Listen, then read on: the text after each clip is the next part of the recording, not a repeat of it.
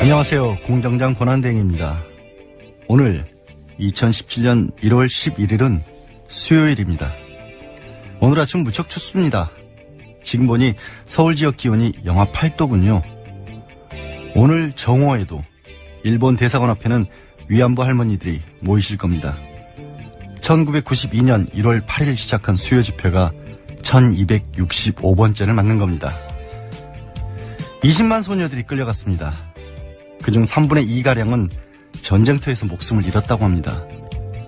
이제 39분이 계십니다. 우리 헌법은 다시는 그런 일이 되풀이되지 않아야 한다는 약속으로 인간의 존엄과 가치를 가장 중요한 원칙으로 삼았습니다. 그 무엇과도 바꿀 수 없는 대한민국 전체의 합의입니다. 소녀상은 인간의 존엄과 가치 그 자체입니다. 할머님들을 영원히 잊지 않기 위한 약속입니다. 날이 무척 사납습니다. 할머님들 꼭 건강하셔야 합니다. 악마 변호사의 짧은 생각, 양기열이었습니다. 뉴스공장 홍보수석, 이 정도는 알아야 할 아침 뉴스 이한류 시사인. 김은지입니다. 안녕하세요. 안녕하세요. 추운데 나오시느라 고생하셨죠? 다들 엄청 춥네요, 진짜. 그러게요. 올겨울 들어서 좀 제법 쌀쌀하고 사나운 날씨가 온 것 같습니다. 건강 조심하시고요. 오늘 뉴스 전해주세요. 어제 이 헌법재판소에서 박 대통령이 드디어 이 7시간에 관련된 내용들을요, 이 성명했다, 그러니까 답변을 했다라고 할 수 있는데요. 이 구체적인 내용이 나온 것은 이번이 처음입니다. 이 박 대통령이 어제 이 세월호 참사 당일 7시간 행적에 대해서 이 16쪽 답변서를 냈는데요. 여기에는 이 보고서를 받고 검토했다라는 내용이 대부분입니다. 이제 그러니까 그날따라 컨디션이 안 좋아서 관저 집무실 근무를 마음먹었다라는 거고요. 그리고 배가 완전히 뒤집혀 가라앉은 사진을 보고받은 뒤에도 이 4시간 가까이 관저를 벗어나지 않고 보고서를 검토했다. 이렇게 밝힌 겁니다. 그러니까 구체적인 사실이 처음 나왔다라고 소개는 하시셨는데 구체적인 사실이 없어요. 그렇죠? 낸 게 16쪽이고요. 거기에 타임테이블로 이렇게 쪼개서 내긴 했지만요. 사실은 이미 알고 있거나 혹은 알려졌던 내용들이긴 합니다. 그리고 처음 보면 청와대에 무장 투입이 있을까봐 이거를 관저 같은 것을 알려주면 안 된다 이런 얘기를 하고 있는데 뭔가 거기에 대해서 걱정이 굉장히 많은가 봐요. 근데 실제로 관저 사진 같은 경우가 노무현 전 대통령 당시라든가 이명박 전 대통령 당시에도 다 나왔었거든요. 이미. 그렇죠. 그것도 못 알려주겠다는 거고, 제가 이 답변서를 보면서 가장 인상 깊었던 거는 뭐라고 해야 될까, 다 보고만 받는 사람인 것 같아요. 그렇죠. 보고받았다 그런 내용이 주로 있습니다. 대통령이 할 일을 했느냐, 헌법재판소에서는 무엇을 했느냐라고 물어봤는데 나는 보고를 받았다. 그게 대통령의 역할이다라고 그동안 일을 해왔던 게 아닌가. 그렇기 때문에 그 중요한 시간에도 그 정도밖에는 하지 않았던가라는 거고, 또 나왔던 게 정말 궁금해하는 게 이게 도대체 그 긴 시간 동안 무슨 보고를 어떻게 받았길래 상황인식이 제대로 안 돼 있었나라는 부분이었는데, 글쎄 다른 것보다도 관저 집무실 이런 얘기도 많이 나오긴 했는데 최소한 다 인정을 하더라도 그러면 정말 긴급한 상황이니까 3시부터 이제 가야겠다. 가야겠다 해서 2시간이나 걸렸다는 것도 이상하지만 그 2시간 동안 TV는 볼 수 있었을 거 아니에요.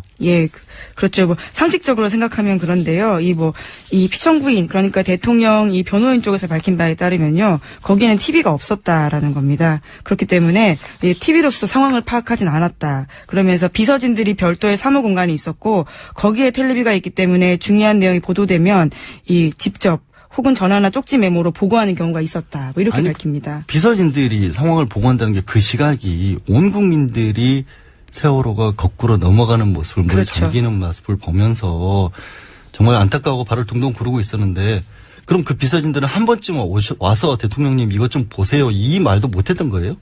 그러니까요. 이게 실제로 사실 눈으로 보면 보는 충격이 굉장히 크거든요. 이것이 얼마나 심각한 상황인지 알 수 있는 거고, 그리고 아침 9시 15분부터 사실 이 YTN 보도가 나왔습니다. 이제 그렇게 따지면 3시, 5시 이전까지도 충분히 앞으로 당겨서도 그 상황을 볼 수 있었을 것 같은데 참 네, 김 기자님 그때 현장에 계셨다고 잠깐 얘기를 한 것 같아요. 예, 그렇습니다. 저도 그날 보도를 보고 처음에는 뭐 전원구조 이런 이야기들이 나와서 안심을 하다가 상황이 점심때부터 심상치 않다라는 걸 깨닫고 급하게 진도로 내려가서요. 그렇지만 서울에서 진도까지 가는데 시간이 꽤 걸리잖아요. 그렇죠. 그래서 그때 한 6시, 5시 정도에 도착을 했던 것 같은데요.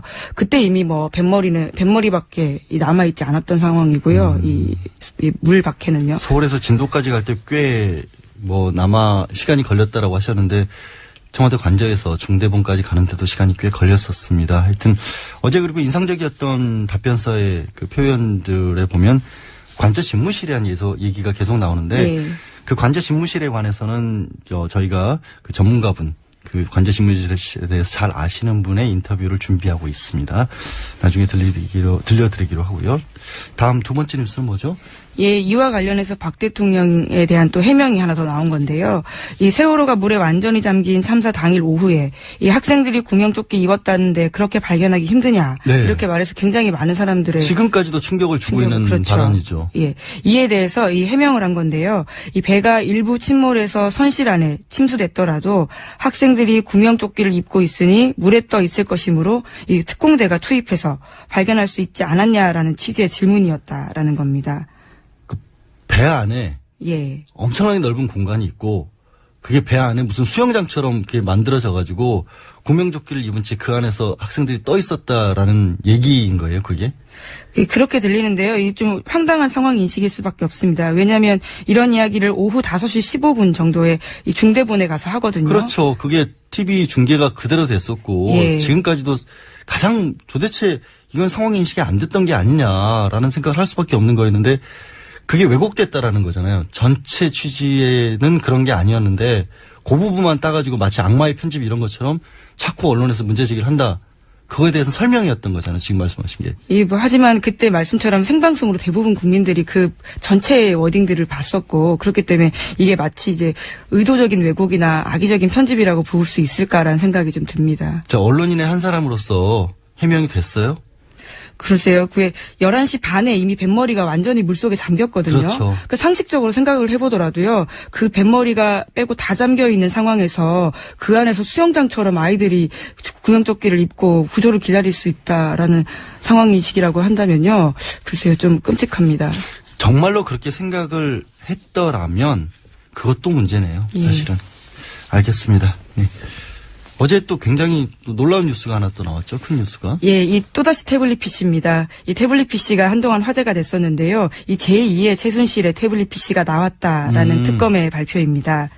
이것을요, 이 장시호 씨, 그러니까 최순실 씨 조카가요, 이것을 검찰에, 이 특검에 제출한 건데요. 이 태블릿 PC 안에는 이 삼성과 관련된 많은 자료들이 있다고 합니다. 네. 그렇기 때문에 최순실 씨와 관련된 뇌물죄 혐의가 더더욱 이 밝혀질 수 있는 단서들이 마련된 거죠. 그러니까 이 태블릿 PC는 2015년 7월부터 12월경까지 썼다라는 거지 않습니까? 예. 그러면 지금 삼성과 관련해서 제기된 의혹들이 2015년 7월경에 그 전에 과연 승마협회를 통해서 정유라 씨에 대한 말 지원 같은 것들이 계획이 이루어져 있었느냐, 아니면 대통령 독대할 즈음에는 이재용 부회장이 과연 그런 상황들을 파악을 하고 있었느냐, 자신의 이제 승계 과정과 관련해서 이런 내용들이 지금 의혹의 핵심인데 그때 마침 썼었던 내용이고, 그렇죠. 예, 최순실 씨가 직접적으로 주고받은 이메일 같은 것들이 담겨 있다라는 거잖아요. 예. 근데 그거는 어디서 났대요? 제가 잠깐 아까 들어보니까 들어오다가 마치 외국인 여기 이제 TBS 진행하시는 분이 감옥에 있는 장시호 씨가 어떻게 최순실 그 태블릿 PC를 가지고 있다가 검찰에 내느냐라고 궁금해하더라고요. 예, 충분히 궁금해하실 수 있는 사항인 것 같습니다. 이 장시호 씨가 가지고 있긴 했지만요, 이거를 검찰에 낸 건 장시호 씨의 아버지이긴 합니다. 그러니까 이것이 어떻게 장시호 씨에게 가지고 있게 되었냐 보면요, 지난해 10월에 최순실 씨가 장시호 씨한테 전화를 해서요, 자신은 독일에 있기 때문에 이사를 가려고 하는데 이 짐을 좀 맡아달라 이렇게 이야기를 했다라는 겁니다. 그러면서 맡아야 될 짐 목록을 직접 다 읊어줬다고 하는데요, 최순실 씨가요. 거기에는 이번에 낸 태블릿 PC, 그리고 청와대에서 받은 쌀, 그리고 이 비선진료 의혹을 받고 있는 이 김영재 원장 부인 회사의 화장품 이런 것들을 옮겨달라라고 했다고 합니다. 그 면세점에다 납품됐고 대통령이 직접 써보니까 좋았다고 했다는 화장품도 있었고 그걸 목록까지 만들어서 조카한테 맡겼다는 거예요? 예, 이것들을 좀 챙겨가지고 따로 이제 놔둬달라라고 한 건데요. 그러니까 전체 짐들 중에서 이것들은 중요한 것들이니까 따로 보관을 해달라. 예, 그렇죠. 그런데 이게 하필이면 CCTV에 찍힌 겁니다. 이 장시호 씨가요, 이런 짐들을 자신의 직원들과 함께 옮기는 장면들이 CCTV에 찍혔고요. 최순실 씨의 그 많은 것들 중에서 이걸 골라내는 모습이 CCTV에 찍혔다. 예. 그 CCTV를 토대로요, 이 특검이 이게 뭐냐라고 추궁을 했다고 합니다. 이제 그러면서 훔친 거 아니냐 이런 이야기까지 이제 물어보니까요, 이제 궁지에 몰린 장시호 씨가 그게 아니고 이 이모가 부탁을 한 거고. 나는 그것을 옮겼을 뿐이다라고 하면서 이제 그 사실을 인정하고는 그걸 가지고 있던 아버지한테 연락을 해서 좀 갖다 달라라고 한 거죠. 그럼 지금까지 사실 JTBC에서 입수해서 냈던 것들은 원래 이게 버리고 간 건지 아니면 누가 거기에 의도적으로 놓은 건지 아니면 그 태블릿 PC 안에 들어있는 문건들도 심지어 그것들조차도 조작이 돼서 집어넣은 것이다. 그런 얘기까지 했었는데. 최순실 씨 쪽 변호인. 그렇죠. 최순실 씨 변호인은 뭐 최순실 씨가 태블릿 PC를 쓸 줄도 모르는 것을 안다. 그 뭐 결정적인 증언도 있다. 이런 얘기까지 했었는데 그게 다 거짓말일 수 있다는 거고. 그렇죠. 예. 그런 주장을 또 할지도 모르겠어요. 이거 장시호 씨한테 맡겨놓은 건데 마음대로 검찰에 내버리면 어떻게 하냐. 원래 맡긴 물건을 자기 마음대로 처분하면 횡령이라는 범죄가 되는 거거든요. 그러나 조카와 이모 사이이기 때문에 처벌을 할 수가 없습니다. 그래서 이것도 범죄가 아닌 거고 여러 가지로 따져봐도 이거는 불법적으로 얻은 증거도 아니기 때문에 과연 이것에까지 뭐라고 할 수 있을지 의문인데 어쨌든 최순실 측에서는 이것도 인정 안 하겠죠? 예, 뭐 똑같은 입장입니다. 최순실 씨 태블릿 PC 사용 못한다라는 주장을 계속하고 있고요. 똑같이 감정해야 된다 이런 이야기를 반복하고 있습니다. 그 부분에 대해서 김원중 공장장은 감정을 하는 순간 오염될 것이라는 주장을 끊임없이 했었고 바깥으로 감정이 나가는 바깥으로 순간. 나가면 저는 그거는 불가능할 것이다. 어느 쪽이 뭐 맞다 틀리나가 아니라 과연 이렇게까지 증거가 나왔는데도 불구하고 잡아떼고 있는 사람들이 참 이해가 안 갑니다. 변호사 입장에서는. 또 다음 뉴스. 블랙리스트 관련해서 어제도 좀 계속 전달해 드렸었는데요. 쭉 좀 알려드리겠습니다. 이 SBS 보도인데요. 이 특검팀이 청와대 관계자 등을 조사하는 과정에서 이 블랙리스트가 문화계에 국한된 일이 아니다라는 정황을 포착했다라는 건데요. 이 청와대의 거의 모든 수석 비서관실이 분야별로 이 정부 지원 배제 대상자 명단, 그러니까 블랙리스트를 작성했다라는 진술을 확보했다라는 겁니다. 그리고 이것을 시킨 것은 김기춘 대통령 비서실장이었고요. 이것을 만들어서 보고하라고 지시했고 이 대선 캠프 출신 비서관들이 실무를 주도했다라는 보도입니다. 아니 문화계가 아니면 그럼 어떤 영역이 있을까요? 왜 굳이 문화계 같은 경우에는 뭐 문화융성 사업이라든가 뭐 스포츠 사업 같은 것들과 관련해서 뭐 개인적으로 최순실 씨가 이익을 취할 가능성도 있었지만 다른 부분에는 뭐 어떤 예를 들어서 언론 같은 거 그런 것도 문화계에 포함될 것 같아요. 언론도 문화계 블랙리스트에 들어가 있어서요. 실제로 뭐 시사인 등을 포함한 언론사들이 여기에 들어가기도 했습니다. 거기는 뭐 그냥 문화계만 국한할 이유가 없었겠죠. 그 사람들 입장에서는 진짜로 만들었다라면. 오만 대 다 만들었다고 하는 게 이게 정말 놀라운 일이긴 한데요. 뭐 지금까지 해왔던 행태를 본다면 문화계에만 뭐 국한되진 않았을 수도 있겠다라는 생각이 드는 것도 사실입니다. 그리고 이게 근데 최순실도 보고를 받았다면서요? 계속해서 전해드리면요. 이 JTBC 보도입니다. 이 문체부가 만든 블랙리스트를 최순실 씨 측에도 보고했다라는 진술이 나왔다라고 하는 건데요. 이 구체적인 정황은 2015년 3월 27일에 이 문체부에서 만든 문건을 보면 여기에 장애인 연극단체 대표가 세월호 관련된 리트윗을 하고 야당 정치인을 팔로잉한다. 이런 내용이 문건에 있다는데요. 이 해당 문건의 작성자는 문체부 장관의 정책보좌관인 최아무개 씨라고 합니다. 근데 이 사람이 이 검찰 조사에서 그 해당 문건을 이 최순실 씨 측근이었던 고용태 씨에게 전달했고 이 고용태 씨는 자신이 그것을 요약해서 최순실 씨에게 보고했다 이렇게 말했다는 겁니다. 고용태 씨가 그런데도 중간 관여를 했었고 아니 블랙리스트를 최순실 씨가 보고를 받은 것도 이상하지만 장애인 연극단체 지원을 끊어버리면 그분들은 뭘로 어떻게 생존을 하라는 거죠? 생존권 자체를 위협한 거잖아요, 그건. 그렇죠. 참, 문화융성을 하는 게 아니라 문화 자체를 말살을 시킨 거죠, 사실은. 그 다양성이라는 부분들을 가장 존중받아야 될 다양성이 있는 게 문화계고, 그게 사람이 밥만 먹고 사는 게 아니라 정말로 기본적인 어떤 생계가 추구된 다음에, 만족된 다음에 그 추구할 가장 큰 가치들이 문화에서 나오는 것이고, 그게 대한민국이라는 데 가장 큰 경쟁력이 될 수도 있다라는 게 본인들이 주장했던 거잖아요. 문화융성 그렇죠. 사업이라는 예, 게. 뭐 창조경제, 문화융성. 예. 이게 뭐 갑자기 목소리 높여봐야 소용이 없다는 생각이 또 드는데 다음은요. 이거 더 씁쓸한 뉴스라고 여기실 수 있을 텐데요. 심지어 이 블랙리스트에 오른 이 유명한 작가들의 해외 진출까지도 이 정부가 막았다라는 증언이 나왔다라는 건데요. 이 김현수 작가, 김혜란 작가 아마 이름 다 들어보셨을 겁니다. 저 문학 담당 기자였습니다. 예. 워낙 그 베스트셀러를 많이 쓰기도 했고요. 이 작가들의 작품이 영화화되기도 했었습니다. 그렇죠.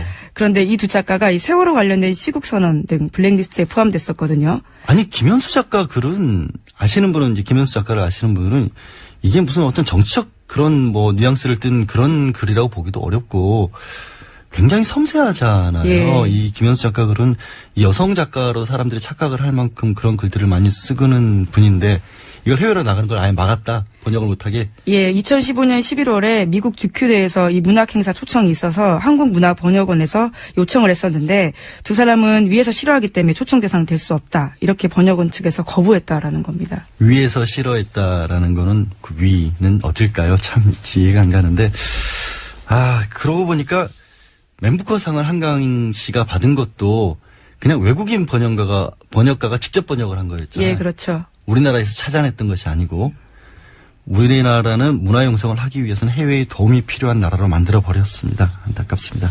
다음 뉴스는 뭐죠? 예, 뭐 이번엔 또 영화입니다. 이 영화조차도 이 외교관의 증언으로 나온 건데요. 이 변호인, 광해 이런 영화들을 해외 상영을 금지하겠다라는 건데 이 현지 외국인이나 교민에게 한국 영화를 상영하는 행사 때 상영하지 말아야 할 영화로서 정부가 정해줬다라는 겁니다. 뭐 이것도 외교관의 증언으로서요. SBS가 보도했습니다. 그러니까 변호인 같은 영화가 대한민국을 대표하는 그런 영화로 나오는 것을 지극히 싫어했다. 말씀 전해 주셨지만 김기춘 전 비서실장도 이 영화를 그렇게 싫어했다라고 하고 그 참 대중영화인데 영수 감독의 말 맞다는 1000만이 넘게 본 사실 대중영화 상업영화이고 대중영화인데요. 예. 뭐 더 이상 말씀드리기조차도 싫어지네요. 여러 번 얘기를 드렸기도 했고요. 네, 다음 뉴스도 말씀 주시죠. 예, 동아일보 보도입니다. 이 박근혜 대통령 대선 당시에요. 네거티브 대응 전략도 최순실 씨가 주도했다라는 정호성 전 비서관의 휴대전화 녹음 파일이 나왔다라는 건데요. 뭘 안 한 거예요? 뭘 안 한 거예요? 최순실 씨는. 예. 그 하필 네거티브 대응 전략이라는 거잖아요, 그러면. 그렇죠. 예. 특히 그 TV 대선 토론이 있었을 때요. 이 이정희 후보와 굉장히 좀 각을 세우지 않았습니까? 대통령. 예. 그때 당시 박근혜 후보가요. 그러자 1차 TV 토론 때 이런 각을 세운 모습들을 보면서 어떻게 하면 이정희 후보를 공격할지에 대한 포인트를 그 최순실 씨가 읊어줬다라고 하는 건데요. 뭐 거기에 대해서 그 이정희 후보에게 27억 원이나 먼저 토해내라라고 맞받아치라 이런 제안을 했다라는 겁니다. 굉장히 구체적이네요. 예, 그렇죠. 아니 근데 어제 제가 이제 말씀 못 드렸던 것 중에 하나가 뉴스를 읽어주시고 나서 나중에 다시 보니까 최순실 씨랑 정호성 전 비서관이랑 박근혜 대통령이 세 사람이 같이 얘기를 한 부분, 이제 대통령 취임 앞두고 한 부분이 어제 나왔었잖아요. 예. 그게 굉장히 인상적인 내용이 저는 있더라고요. 최순실 씨가 문화체육 융성 사업이라고 하자라고 하니까 박 대통령이 문화융성을 하자. 그렇게 하면 너무 노골적이다. 그러니까 최순실 씨가 또 그걸 받아들였어요. 예, 그렇죠. 최근에 나온 여러 가지 언론에 나온 얘기들 중에서 박근혜 대통령이 최순실 씨한테 반론을 제기하면서 적극적으로 의견을 제기한 거는 처음 봤습니다. 네네. 처음 봤어요. 생각해보니까 되게 황당하더라고요. 그 많은 뉴스들 중에서 박근혜 대통령이 최순실한테 이렇게 하자라고 하는 게 처음이었구나. 그 다음에 또 하나 마음에 걸리는 게 뭘 생각하고 있었길래 체육이란 말까지 문화체육 융성까지 하면 너무 노골적이라는 표현을 썼을까. 보통 그렇게 하면 너무 노골적이잖아라고 하는 건 뭔가 바라는 게 있었을 때 하는 얘기잖아요. 예. 그 부분도 사실 고개를 갸웃거릴 수밖에 없는 그런 대목이었던 것 같습니다. 이건 사실 어제 나왔던 얘기인데 어제 말씀을 못 드려서 전해드렸습니다. 또 다음 뉴스는요. 예, 이 조선일보 보도인데요. 정유라 씨 변호인이 돈 세탁, 횡령 사건 전문 변호사다라는 이 보도입니다. 이 덴마크에 있는 변호사를 뜻하는 건데요. 그 체포될 당시만 하더라도 이 얀 슈나이더 변호사였었는데요. 네. 그 변호사는 지금 현재 사임한 상태입니다. 이제 그런데 이 현지 관계자의 말에 따르면요, 처음부터 이 블랭켄베르라고 하는 이 돈 세탁, 횡령 사건 전문 변호사였고요. 그런데 코펜하겐에 그 변호사가 있어서 일정상 오지 못하면서 잠시 얀 슈나이더 변호사가 담당을 했던 거다라고 하면서요. 이 블링켄베르라는 덴마크 변호사는 이 일종의 전관 변호사로서 중앙검찰에서 근무한 경력이 있고요. 그리고 로펌 홈페이지를 보면 횡령, 배임, 탈세, 자금 세탁, 외환, 부패 전문이라고 스스로를 소개했다라고 합니다. 그러면 처음부터 얀 슈나이더라는 사람이 아니라 지금 새롭게 소개한 피터 마틴 블랭켄베르 예. 이런 사람들 이름까지 왜 우리가 듣고 있어야 되는지 모르겠는데 근데 이 사람이 경제, 자금 세탁, 횡령 이런 거를 전문으로 하는 사람이라고 한다면 독일 현지에서 처음에 의혹을 받고 있는 부분들 자금 세탁이라든가 아니면 차명으로 회사를 설립했다라든가 그다음에 송금 의혹도 외국환 거래에 관련돼서 불법이 있지 않느냐는 부분에 관해서 오히려 적극적으로 막으려 했다는 얘기잖아요. 그렇죠. 그리고 그때 당시에 많이 언론에 제기가 된 것처럼 독일 같은 경우 자금 세탁이 걸리면 그것 자체로 중형에 처할 수 있기 때문에 만약에 그걸 막으려고 처음부터 생각을 했다라면 정유라 씨 빨리 한국 돌아오는 게 낫겠네요. 네. 빨리 돌아오십시오. 거기서 걸리면 큰일 납니다. 본인의 사건은 생각보다 낫습니다. 빨리 돌아오세요. 여권 무효 조치됐으니까. 지금 여러분은 양지열 권한대행이 진행하고 있는 김어준 뉴스공장을 듣고 계신데요. 마지막 뉴스 하나만 더 짧게 전해주시죠. 예, 그것이 알고 싶다에서 이 경찰청 업무수첩 보도한 바가 있습니다. 그에 관련해서요, 경찰청에서 인사청탁 의혹에 대해서 이 진상규명에 들어갔다라는 부분입니다. 인사청탁 의혹에 대해서? 예. 결국 이 인사청탁 의심 대상이라는 데가 몇 군데 있잖아요. 예, 그렇습니다. 101 경비단이나 22 경찰 경호대, 202 경비단. 여기가 101 경비단 같은 경우에는 101 경비단 헤어스타일이 따로 있을 정도로 경찰 내에서도 가장 자부심이 강한 조직이거든요. 어떤 헤어스타일인가요? 약간 2대8에 가깝긴 합니다. 근데 예. 오래된 머리라지만 그게 촌스럽다고 생각 안 하는 게 그만큼 역사와 전통이 있다라고 해서 나온 뒤에도 그 헤어스타일을 고수를 한다는 거예요. 나 101 경비단 출신이다. 예. 그런 정도로 자부심이 강한 데인데 거기에 청탁에 의해서 들어가려 했었다. 경찰의 명예를 굉장히 심각하게 더럽힌 거죠. 예, 오늘 말씀 감사합니다. 예, 감사합니다. 지금까지 시사인 김은지 기자였습니다. 항상 나라를 생각합니다. 이혜훈의 나라 걱정. 예, 진짜 보수 정치인 이혜훈의 나라 걱정 시간입니다. 바른정당 이혜훈 의원 나와 계십니다. 안녕하세요. 네, 안녕하세요. 예, 반갑습니다. 이렇게 마주뵈니까 더, 예, 웃음이 참 좋으신데. 아유, 청문회장에서 이렇게 쳐다보실 때 눈빛이 굉장히 매서우시더라고요. 그런가요? 아유. 예, 거기선 매서우셔야죠. 매서운 모습 많이 보여주셨고요. 이제, 조윤선 문화체육부 장관, 이게 젊은 예술가 돕는 게 내 일이다. 이런 얘기도 했었지 않습니까?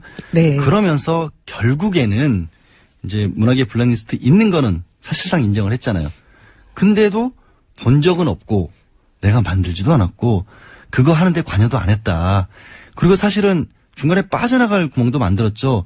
이게 따져보니까 실제로 그렇게 지원받은 사람도 있었고 이게 있기는 있는데 진짜 같지 않더라. 막 이런 식으로 막 말을 흐렸어요. 어떻게 보셨어요? 그건?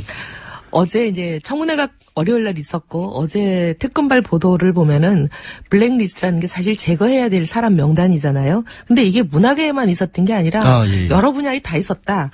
근데 이거를 어떻게 했냐면 각 수석실에서 나눠서 수석실마다 각자 자기 분야의 명단을 만들고 그렇죠. 이거를 정무수석실, 소위 이제 조윤선 정무수석이 있던 그 정무수석실이 이걸 통합 관리를 하고 서로 부서 간에, 이제 수석실 간에 조율도 했다. 그러니까 이게 완전 컨트롤 타워였다. 이런 여러 가지 증거를 확보했다라는 보도가 나왔거든요. 나왔죠, 그러니까 이게 이제 그동안 보면은 이제 조윤선 정무수석이라는 사람이 이 모든 일에 어떻게 보면은 컨트롤 타워였다.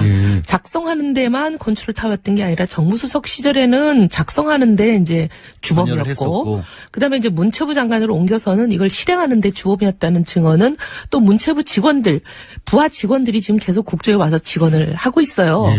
그리고 또 11월 초쯤 이게 문제가 되니까 파기해라, 증거를 인멸해라 라는 지시를 받았다는 증언들을 지금 문체부 직원들이 조윤선 장관 바로 부하 직원들이 와서 하고 있어요. 컴퓨터 하드디스크 바꿨다 그랬죠. 컴퓨터 하드디스크도 본인 것만 바꾸는 게 아니라 직원들 것도 바꾸라고 지시를 했고 문건은 다 파기하라고 지시했는데 그중에 한 사람이 한 종류, 여러 종류가 있었다는 거잖아요. 왜냐하면 긴 거 짧은 거 막 있는 거잖아요. 요약본도 있고 또 취업돼야 되니까. 예. 근데 이제 그거 중에서 한 종류를 파기하라는 지시를 어기고 파기하지 않고 들고 있으면서 조윤선 장관한테는 파기했다고 보고를 했다는 거잖아요. 예. 그러면서 이제 들고 있던 거를 특검에 갖다 주는 바람에 이제 블랙리스트의 존재가 세상에 나오게 된 인정이 거죠. 된 것이고 공식적으로. 그러니까 여러 가지 증인, 증거, 증언 이런 걸 보면 특검발로 나오는 것도 그렇고 국조에 와서 하신 증언들도 그렇고 조윤선 장관 한 사람 빼고는 모두 다 인정하는데 본인만 지금 아니라고 그러고 있어요. 예. 그래서 지금 장제원 의원이 그렇게 물어봤잖아요. 왕따셨냐고. 근데 이제 반어법이죠. 왕따일 리가 없는 사람이죠. 왜냐하면 이제 김기춘 실장과 조윤선 증인 두 사람이 지금 이제 어떻게 보면은 공모하여 상당히 중심 인물인 것으로 지금 의혹을 받고 있는데 김기춘 장관과 조윤선 증인의 관계는 뭐 아버지와 딸처럼 항상 붙어 다녔고 모든 일을 의논하고 완전히 긴밀하기가 그 누구도 따를 수 없는 정도였다고 알려져 있는데 왕따일 리는 없죠. 그래요. 근데 지금 조윤선 장관은 그런 입장이래요. 계속해서 청문회장에서도 그렇지만 나는 아니다. 김기춘 전 비서실장도 있고 최순실이라는 사람도 있을지 모르지만 나는 그 사람들이 실세였지만 그냥 얼굴 마담 정도였었고. 근데 지난 경선 때 이분이 불과 한 1년 전쯤에 선거에 나오셨잖아요. 예. 선거에 나왔을 때 한 6개월간 선거를 치르는 그 기간 동안에는 모든 종편에 나와서 대통령과 자기가 얼마나 가까운지를 매번 얘기를 했거든요. 그 지금 영상들이 다 남아있고. 그건 개인적으로 가깝다는 거고 권력적으로 가깝지는 않다. 권력이라는 거는요. 대통령과 얼마나 자주 보며 얼마나 가까운 거리에 있냐. 물리적인 거리가 권력의 거리입니다. 그건 뭐 망고불변의 진리 아니에요. 그런 얘기하는 동영상을 국조특위장에서 여러 의원들이 틀었어요. 예. 그래서 청문회 그렇게 나오기를 싫어했군요. 그렇죠. 그날도 안 나오겠다고 그 못 불출석 나오는 사유서 냈잖아요. 네, 못 나오는 사유서를 냈습니다. 근데 그 사유서가 보면 제가 여태까지 거짓말했습니다 하는 고백이에요. 계속 그렇게 말씀하셔요, 의원님은. 왜 그렇게 생각하세요? 왜냐하면 읽어드리면 뭐라고 얘기를 했냐면은 이제 읽어드리면 굉장히 복잡한 얘기가 돼 있어요. 이제 만일 과거와 법점도 많이 들어가 있어서. 네, 뭐 굉장히 복잡한데 그냥 이걸 요약해드리면 이번 청문회에 나와가지고 옛날에 했던 진술을 그대로 하면 위증죄에 걸리기 때문에 못 나오고 과거에 했던 진술을 바꾸게 되면 옛날 진술이 위증이 되기 때문에 못 나온다 이렇게 쓴 거예요. 저도 그 얘기를 몇 번 읽어봤거든요. 도대체 이게 뭔 소린가? 그 얘기는, 그러니까 제가 보면은 이 출석 사유서를 어떻게 보면은 법률적으로는 잘 쓴 사유서일지 모르겠지만 정치적으로나 우리 사회의 상식적으로 보면 자기 죽을 일을 한 거죠. 왜냐하면 어쨌든 간에 나와서 진술을 바꿔도 위증이 되고 안 바꿔도 위증이 되기 때문에 나는 위증죄로 처벌받을까 봐 못 나온다 이렇게 얘기한 거잖아요. 어쨌든 걸린다라는 거죠. 이렇게 가든 저렇게 가든. 이렇게 해도 위증이고 저렇게 해도 위증이고. 한 번은 2번 하는 거고 한 번은 한 번 하는 거고. 어쨌든 위증이라는 거죠. 그러니까 지금까지 위증을 했다는 것 스스로 고백한 거잖아요. 그러니 이게 참 기가 막힌 일입니다. 혹시 그렇게 지적하는 부분에 대해서 의원님처럼 해석하는 거에 대해서 조윤선 장관이 다른 해명 나온 거 없었어요. 없었어요. 그 이후로? 없었어요. 그럼 청문회 나와서도 여전히 그러면 어쨌든 이게 있었다라고 자기도 인지는 했다라는 사실까지 인정을 했으면 이제 위증이 아니게 되나요? 아니요. 그게 아니죠. 그거는 과거에 자기가 본 적도 없고 존재하는 사실조차도 인지하지 못했다고 몇 달 동안 해온 그 말이 수많은 말들이 다 위증이 된 다 거죠. 거짓말이 된 거다. 일단 그날 한 말로 자기가 보고를 받았다. 라는 말로 그 옛날 말이 다 위증이 된 거인 건 물론이고 지금 여전히 하고 있는 게 보고는 받았지만 나는 이거를 작성하지도 않았고 집행하지도 않았고 파괴하지도 않았다. 이 말이 이제 특검에서 얘기하는 여러 가지 증거와 완전히 모순되잖아요. 이게 이제 특검에 가면 위증으로 될 가능성이 저는 굉장히 높다고 보고 있는 거죠. 그리고 유진윤 장관이 분명히 얘기하기를 김소영 비서관이라는 사람한테 이거 블랙리스트 들고 온 사람한테 이거 어디서 만들었냐 너희가 만들었냐 이랬더니 정무수석실에서 만들어 갖고 왔습니다. 이런 증언이라든지 문체부 부하 직원들이 뭐라 그러냐면 조윤선 장관한테 가서 이게 문제가 되고 있을 당시에 여러 명이 갔다는 거예요. 한 사람만 간 것도 아니고. 그렇겠죠. 여러 명이 한 5-6명이 가가지고 이거 이제 드디어 더 이상 부인할 수가 없습니다. 그냥 고백하고 이거 사과하고 공식적으로 사과하자. 중단해야 됩니다. 이렇게 얘기를 했는데도 그 말을 안 들었다는 거잖아요. 그 부분이 그렇게 설명하기가 납득하기가 쉬운 게 공무원들이 고위직 공무원들이 장관도 모르게 그런 일들을 만들다가 할 수가 없어요. 나중에 수가 걸리면 자기가 다 감옥 뒤집어 가야 되는데 그렇겠죠? 절대로 안 그래요. 특히 공무원들을 폄하하는 것처럼 들릴까봐 굉장히 죄송한데 절대로 대담한 일을 하시는 분들이 아니에요. 그러니까 폄하하는 게 아니라 그분들은 그렇게 하셔야 되는 거예요. 원래 네. 일 자체가 내가 상급자의 지시도 없이 그런 일들을 불법적인 일을 해버린다는 것은 그게 오히려 있어서는 안 되는 일들이고. 그리고 오히려 모든 일을 하지 못하는 일에 대한 변명을 늘 지시가 없다. 네. 뭐 규정이 안 된다. 이런 걸로만 되는 분들이거든요. 오히려 안 하려고 하는 분들이지. 새로운 일들을 뭔가를 만들게 되면 뭔가 문제가 발생할 수 있기 때문에 그런 소지를 줄이는 분인데. 맞습니다. 아까 이제 특검 나가야 된다 이렇게 말씀하셨는데. 네. 지금 장관이잖아요. 네. 현직 장관 그대로 그냥 특검 가는 건가요? 아우, 말이 안 되죠. 말이 안 대한민국이 뭐가 되겠습니까? 현직 장관이 지금 보면 이제 피의자 혐의를 받는 거잖아요. 예. 피의자라는 건 범죄자란 뜻이잖아요. 범죄자 혐의를 받고 검찰에 나가는 이런 일을 만들면 안 되죠. 그리고 또 장관이라는 어떻게 보면 신분이 받는 대우, 그다음에 각종 프리미엄 이걸 가지고 본인이 이제 범죄인 조사를 받는 데서 특혜를 누리려고 하는데 그걸 방패막이로 쓰려고 하는데 대한민국 장관직을 그렇게 쓰면 안 되죠. 근데 지금 전 장관은 구속이 됐잖아요. 김정덕 전 장관. 네네네. 전 장관도 구속이 된 상황이 현 장관이라고 뭐가 달라질 수 있을까요? 그러면 달라지면 안 되죠. 특검이 저는 그렇게 하지 않았으면 좋겠고요. 예. 근데 지금 조윤선 장관이 굳이 그날도 국회의원들이 저 한 사람을 제외하고 거의 모든 사람이 해임 건의안 내겠다. 예. 또는 지금 당장 이 자리에서 사퇴해라. 이렇게 압박을 하루 종일 하는데도 끝까지 그 말에 자기는 남아서 이 일을 자기가 마무리 잘하겠다. 이렇게 얘기를 하는 거예요. 이 중대한 사태를 마무리를 문체부 장관으로서 해야 되기 때문에 옷을 벗을 수가 없다. 근데 범죄자한테 가게를 맡기면 되겠어요? 안 되죠. 그리고 이 블랙리스트가 왜 중요하냐면 예. 문체부라는 것은 문화체육을 융성 발전시키는 책임을 가지고 있는 부서잖아요. 네. 장관은 그 일을 해야 될 진두지휘해야 될 장 본인이고. 네. 근데 이 블랙리스트라는 것은 문화예술을 죽이는 사실 정치에 관여되면 안 되잖아요. 네. 문화예술은. 근데 이제 정치적인 시각으로 예. 네 편이나 내 편이를 갈라가지고 내 편이 아닌 사람 다른 편은 완전히 그냥 제거하고 죽이고 돈줄을 막고 그렇죠. 그러는 다른 거잖아요. 무엇보다도 다양성을 존중해주고 오히려 키워야 되는 게 문화계인데. 근데 오히려 그건 안 문화를 했다. 말살하는 일인데 그 문화를 말살하는 일에 주범이라는 지금 의혹을 받고 있는 예. 사람이 문화를 융성하는 자리에 있어야 되겠습니까? 예, 그렇죠. 자격이 없는 거죠.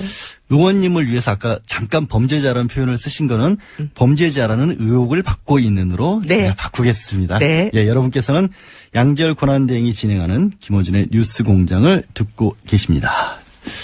예, 잠깐 숨 돌리시고 계셔서 그 사이에 제가 질문을 던지겠습니다. 청문회에서 네. 참 고소장 받으셨어요? 고소장. 네. 아니요. 아직도 안 왔어요? 아직은 안 왔는데요. 예. 아니 조윤선 장관이 분명히 청문회 나와서도 법적 조치에서 고소장 집어넣었다라고 얘기를 했거든요. 그것도 거짓말인가? 모르겠어요. 근데 저는 고소하기를 바라는 게 예. 고소를 해야 검찰이 수사합니다. 예. 수사해야 될 중대한 사안이라고 생각하거든요. 예. 왜냐하면 지금 보면 최순실 씨 개인의 이권에 방해가 되는 사람들까지 블랙리스트에 포함됐다고 여러 가지 진술도 나오고 여러 가지 증거물들이 나오잖아요. 특검발로. 그러면 이게 문화예술을 완전히 말살시키는데 이런 리스트가 개인의 사욕, 사리사욕을 취하는 하나의 수단으로 국가 권력이 동원이 돼서 이 모든 일들을 한 거잖아요. 그게 참 저도 정말 이해가 안 가는 부분이에요. 네. 아니 정말로 그러니까 잘못된 생각이라고 할지라도 그 어떤 정치적인 이유 때문에라도 안 그것도 되지만. 큰일이지만 네. 그게 어떻게 이익이랑 연결이 된다라는 그러니까 거예요. 뭐 그게. 본인이 하고 싶어하는 이권에 방해가 될 만한 사람들을 뭐 블랙리스트에 넣었다는 거니까. 예. 근데 만약에 이게 이제 사실인지 아닌지 물론 지금 특검발로 여러 가지 증거가 보도가 되고 있지만 그거는 그러면 최순실이란 사람이 어떻게 이 배후에서 영향력을 행사했는지가 중요한 거잖아요. 경로, 경위, 배경. 근데 그거는 지금 블랙리스트를 작성하고 집행하고 파기, 증거인멸까지 했다는 의혹의 삼관왕인 조윤선과의 관계가 분명히 규명이 돼야 되는 문제입니다. 그래서 지금 그 부분은 이제 특검에서 수사를 할 거기 때문에 청문회에서는 따로 안 물어보신 거잖아요. 아니요, 청문회에서도 보면 다른 의원이 물어봤기 때문에 똑같은 질문을 반복해서 하면. 굳이? 예, 왜냐하면 또 국민들이 이 아까운 시간에 똑같은 질문을 반복하냐 막 화를 내실까봐. 그래도 국민들은 이혜원 의원 입에서 말씀이 나오시기를 또 은근히 기대하시는 분들도 계셨던 것 같은데. 근데 이래요. 제가 십몇 년을 정치를 하면서 수많은 남성 정치인들의 잘못된 부분에 대해서 문제 제기를 십몇 년 동안 했을 때는 아무도 얘기 안 하다가 여성 정치인에 대해서 딱 한마디 십몇 년 만에 한 번 했는데 여자의 적은 여자다. 왜 여자가 여자를 공격하냐. 온갖 언론이 시끄러워요. 그래서 제가 이 참 여성에 대한 시각에 아직까지 우리는 편견을 갖고 있구나. 그런 갑자기 생각이 들어요. 제가 부끄러워지는데. 아닙니다. 질문을 던진 제가 잘못한 것 같은. 아닙니다. 근데 그 블랙리스트 오늘 언론 보도에 또 나오면 고영태 씨가 이 장애인 연극단체 지원과 관련해서 이 부분도 블랙리스트에 들어갔기 때문에 지원도 끊어야 된다 이런 얘기를 또 최순실 씨한테 보고를 했다라는 거예요. 지금 보면 이 블랙리스트를 상당히 이제 컨트롤 타워처럼 유지 관리를 했다고 알려진 최철이라는 문체부 장관의 장관정책보좌관이라는 이 직함을 가진 사람이 있잖아요. 이 사람이 어떻게 보면 이제 장관의 지시를 받아서 실질적으로 이 블랙리스트를 관리하고 집행하는 일종의 실무 직원 비슷한데 이 사람이 고영태 씨랑 굉장히 가까운 사람이고 고영태 씨의 핸드폰 고영태 씨와 통화한 이 블랙리스트 관련해서 서로 얘기를 하는 연락하는 내역이 담겨 있는 핸드폰을 지금 압수했다는 거잖아요. 특검이. 그래서 그 핸드폰 내역에서 블랙리스트 관련해서 고영태 씨랑 이 장관의 정책보좌관이랑 서로 의논하고 얘기하는 부분을 증거로 확보했다는 거잖아요. 그럼 결국에는 그 얘기는 또 조윤선 장관과 최순실의 관계로 굉장히 중요한 거죠. 그래서 이게 규명이 돼야 된다는 거예요. 저는 처음부터. 근데 이제 조 증인은 보면 블랙리스트에 대해서도 존재 자체도 알지 못했다라고 몇 달을 버티다가 드디어 우리 이용주 의원님의 17번의 8단 고음의 고성 때문에 이제 드디어 그걸 이제 진술을 뒤집었잖아요. 근데 최순실에 대해서도 똑같이 뭐라 그러냐면 본 적도 없고 얘기해 본 적도 없다고 지금 계속. 이 부분은 안 바꿨어요, 절대로. 근데 이 부분은 이제 그렇게 17번이나 물어보는 8단 고음이 없었기 때문인지. 아니, 그거라도 좀 이렇게 한번 이렇게 계속 그날은 이제 블랙리스트가 초점이었으니까. 아무래도 가장 중요한 이슈였기 때문에. 블랙리스트에 다 집중이 돼 있었죠. 그래서 이 최순실과의 관계는 특검이 밝혀주기를 간절히 바라고 있습니다. 그래야 이 블랙리스트에 대한 의혹이 완전히 밝혀지는 거지. 이 부분을 빼고 가면 의혹에 완전 해소는 어려울 것 같아요. 그 특검으로 계속 가야 한다라고만 말씀을 하셨는데 사실 국조특위에서는 청문회도 더 해야 한다고 의결을 했잖아요. 그럼요. 그러니까 그거는 최순실 관련해서는 청문회에서 다시 한번 또 왜냐하면 지금 말씀하신 것처럼 최순실 씨가 블랙리스트에도 관여를 했고 그럼 결국에는 조윤선 장관도 연결돼 있고 그러면 이 부분에 대해서 한번 최순실 씨 안 나오려나? 어쨌든 최순실 씨는 안 나오겠지만 또 예를 들면 이제 최순실과 조윤선 관의 관계를 예를 들면 알고 있다거나 또 뭐 짐작을 한다거나 하는 여러 가지 이제 증인들을 불러서 할 수도 있죠. 뿐만이 아니라 지금 블랙리스트라는 거는 솔직히 처음에는 우리가 이 최순실 국정농단 사건의 하나의 부분인 줄 모르고 국조를 시작했어요. 그렇습니다. 사실 특검에서도 그 부분은 처음에 몰랐죠. 검찰도 몰라서 이 수사를 본격적으로 안 했잖아요. 근데 이제 국조가 거의 끝나갈 무렵에 이게 이제 인지되기 시작했어요. 이게 굉장히 중요한 축이구나. 그리고 어떻게 보면 이게 여러 가지 지금 정황들, 증거들이 사실로 인정되기만 하면 대통령 탄핵 사유 중에 굉장히 중요한 사유가 될 수 있는 거죠. 이거 하나만 가지고도 엄청난 일이지 않습니까? 그럼요. 게다가 그 무슨 국정원까지 개입했다는 얘기도 나오고 있고 그럼 어디까지 커질지를 모르는 상황이에요. 그런 의미에서 그러면 원내대표들끼리 합의해 줄까요? 이게 너무 답답한 게 그래서 저희가 계속 요구를 하는데 이 교섭단체 합의가 없으면 교섭단체라는 게 이제 아시지만 뭐 새누리당, 저희당, 민주당, 그다음에 국민의당 이렇게 4개잖아요. 국회 안에. 국회는 이런 옛날부터 말이 있습니다. 국회법이라는 게 교섭단체끼리 합의를 해야 안건을 상정하고 표결에도 붙이고 할 수 있거든요. 그래서 교섭단체 간에 합의가 있으면 남자를 여자로도 만들 수 있다. 근데 합의가 없으면 여자가 여자라는 것도 확인을 못 해준다. 이게 이제 국회라는 데예요. 새누리당이 지속적으로 이걸 반대하고 있기 때문에 나머지 당이 전부 다 강력하게 희망하고 요구하고 계속 압박을 하는데도 새누리당이 지금까지 계속 버티고 있기 때문에 지금 안 되고 있어요. 새누리당은 지금 상황에서는 인정을 해주고 다른 것도 아니고 국정조사 특위하자는 거고 같이 일하셨던 분들이 지금 바른정당으로도 나와서 하는 거고 또 어떻게 보면 연관성을 끊기 위해서라도 자신들의 명예회복을 위해서라도 여기는 협조를 해야 하는 게 맞지 않나요? 그게 상식이죠. 예. 근데 이제 이 국정조사, 지금 이제 끝나가는 이 국정조사가 시작될 때도 이 국정조사를 어떻게 보면 좀 무산시키려는 의도가 있어 보인다. 이런 행동들이 많았어요. 근데 그건 이제 일부 의원에 국한된 거. 근데 그게 간사고, 간사는 지도부가 정하는 사람이거든요. 근데 그 간사가 본인이 마치 그런 미션을 띄고 온 것처럼 행동한 부분이 많기 때문에 이거는 개인의 스탠스라고 보기는 입장이라고 보기는 어려워요. 그래서 근데 임명진 위원장이 처음 오자마자 한 게 지금 그 간사를 윤리 회부하겠다고 하면서 빼야 된다 이렇게 했던 간사 한 사람만이 아니에요. 간사 한 사람 아니에요? 또 있어요? 그러면? 아니 위증 의혹 받고 있는 사람이 세 사람이 있었잖아요. 예. 근데 그 세 사람이 새누리당 의원 전부고 그 세 사람 빼고 나면 다른 새누리당 의원이 지금 국조 안에 없어요. 아, 그렇네요. 네. 생각해보니까. 네. 새누리당 의원 전체가 그럼 의심을 받고 있는 건데, 네, 사실은. 네, 그렇게 네. 의혹을 제기를 하신 네. 거잖아요.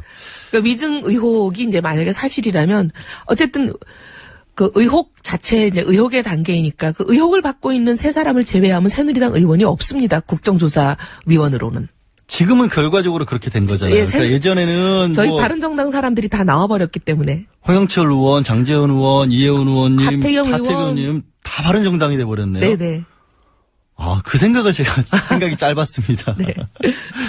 야, 근데 지금 어제 이제 답변서 나왔죠. 그거 보셨죠? 세월호 7시간 관련해서. 네. 어떻게 생각하세요? 다들 가슴이 답답했습니다. 아니 너무 뭐 다들 국민들이 황당해하고 이게 안 된다는 건 맞는데 혹시 의원님 보시기에 남들과 좀 다르게 야 이건 말도 안 된다라는 그런 거 좀 있었을까요? 아니 뭐 너무 여러 가지인데 다 뭐 사람 생각은 비슷하죠. 예. 지금 우리가 가장 관심을 갖는 게 도대체 세월호 사건을 최초로 안 게 언제냐? 네. 그다음에 배가 침몰해서 학생들이 지금 생명이 구하기가 어렵게 되는 상황이다. 이거를 최초로 침몰을 인지한 시점이 언제냐? 이게 제일 중요한 거잖아요. 그렇습니다. 그리고 그 시점 사이에 대통령이 도대체 무슨 일을 하고 있었냐? 근데 그 세 가지가 다 없어요. 달라진 게 하나도 없죠. 하나도 없어요. 그냥 뭐 여태까지 청와대가 계속 얘기했던 뭐 보고를 서면 보고를 몇 번을 받았다는데 문제는 더 기가 막힌 건 그 서면 보고를 받은 시각과 횟수도 여태까지 청와대가 공개적으로 발표했던 거랑 또 틀려요. 예. 지금까지는 보면 계속 일관되게 주장한 게 오전에 6번 받았다 서면 보고. 그렇죠. 근데 지금 7번이 됐고요. 그다음에 분명히 윤전추 행정관이 얼마 전에 헌재에 가서는 오전에 한 번밖에 없었다 다 넣고 아주 자신 있게 여러 번 얘기했거든요. 그러니까 이게 윤전추는 하루 종일 관저에 있었고 대통령 옆에 있었던 사람이고 대통령께 서면 보고가 전달되려면 윤전추를 통해서만 되게 돼 있는 거잖아요. 아, 근데 저는 이 부분이 정말 이해가 안 가는 게 변호사들이 기본적으로 하는 게 이거 5일이나 미뤄가면서 나오는 거죠. 원래 5일날 얘기를 했다 어제 낸 거니까.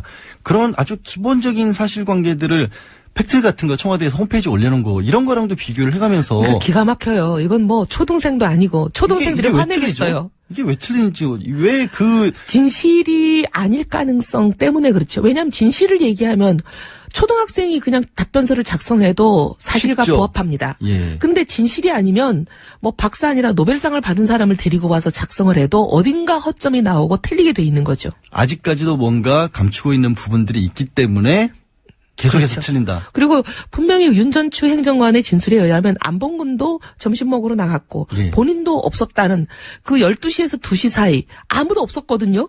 근데 그 사이에 지금 서면 보고가 6번인가 5번인가 올라간 걸로 돼 있어요. 보고만 올라갔고 뭘 했는지는 또 안 나와요. 근데 보고를 전달할 사람이 없는데 어떻게 보고가 전달됐다는 거예요? 이해가 안 되는 거고 기가 막힌 거는 예. 우리가 지금 온 국민이 원하는 거는 여태까지 청와대가 몇 분의 보고를 받았다 이런 건 다 얘기를 했으니 예. 지금 틀린 것도 어이가 없지만 진짜 국민들이 원하는 건 그 시간에 도대체 대통령이 뭐 하고 계셨냐잖아요. 그거를 못 알아먹는 것 같아요. 내가 보고를 받았다는 것과 내가 뭐를 했다라는 게 다르잖아요. 네. 그거를 모르는 것 같아요. 그리고 더 기가 막힌 건 제일 지금 이제 문제가 되는 게 특공대를 투입했으라도 인명 구조에 최선을 다하라라고 지시했다는 그 해경과의 통화. 예. 해경에 지시했다고 계속 청와대는 얘기하잖아요. 근데 우리가 검찰이 압수수색한 그 소위 말하면 그 TRS 교신 기록을 받아봤자 아예 그런 내용 자체가 없어요. 그런 없기도 교신이. 하고 이미 그땐 특공대도 들어가 버렸던 상황이고. 예. 특공대 들어가고 나서 한참 후에 그런 발언을 하신 것도 전혀 상황 보고를 제대로 못 받으셨다는 거를 입증하는 거예요. 그나마 보고도 지시도 있었는지도 명확하지는 않은 상황. 아니요, 지시가 있었다는 해경의 교신 기록이 없다니까요. 그러니까 지금 어제 녹취록 같은 경우도 김장수 실장이랑 7번이나 통화를 했다고 하는데 정작 그것도 빠져있는. 아니, 이런 걸 내려면 녹취록을 내야죠. 그리고 청와대라는 게 대통령 행적은 거의 시간 단위로 30분 단위로 계속 기록이 돼 있을 텐데 그 서류를 내야죠. 제가 시간을 못 맞춰야 되지. 죄송합니다. 지금까지 바른정당 이혜원 의원이었습니다. 잠시 후 8시 10분 3부로 돌아옵니다. 예, 고맙습니다. 감사합니다.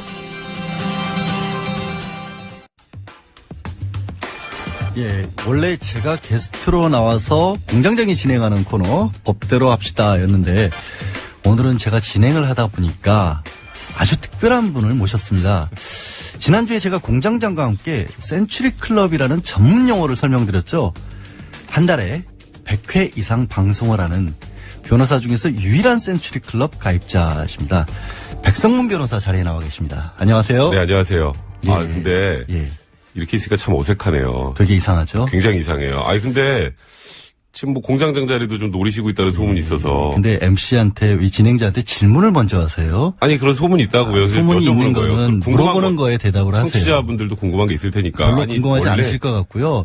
자, 백 변호사님 네. 진정하시고요. 하나만요. 진정하시고요. 네, 제가 원래 양 변호사하고 저도 같이 있었잖아요. 기억하시죠? 사실은 이 방송을 제가 하는 중간에 백성문 변호사와 제가 그 격주로 나왔던 적이 있었습니다. 네, 근데 그때 저를 밀어냈다고 지금 작가님이 증언해 주셨잖아요. 백성문 변호사한테 제가 부탁을 했죠. 한 달에 100번씩이나 방송을 하시는데 이 라디오 코너 하나 정도는 양보를 좀 해달라라고 했더니 백 변호사가 흔쾌히 안 그래도 방송이 너무 많아서 힘든데 이 정도는 당신이 하세요. 라고 양보를 해주셔서 그 덕에 오늘 제가 진행을 보고 있는 건 감사를 드리고요. 여기까지 하죠. 아마 듣는 분들이 다 저를 밀어냈다고 생각하실 거예요. 그럴 리가 있겠습니까? 악마 변호사가 괜히 악마 변호사가 아니죠. 자, 방송합시다. 네, 알겠습니다. 태블릿 PC 어제 새로운 태블릿 PC가 나왔어요. 네, 그렇죠? 그렇죠. 제2의 태블릿 PC. 근데 제가 보니까 백성문 변호사가 2015년경에 잠깐 태블릿 PC를 썼었습니다. 네, 잠깐 썼죠. 예. 그 기종이 같은 기종으로 보이거든요. 네, 같은 기종입니다. 같은 기종이었죠. 네, 같은 기종이죠. 그 태블릿 PC 쓰기 어려워요?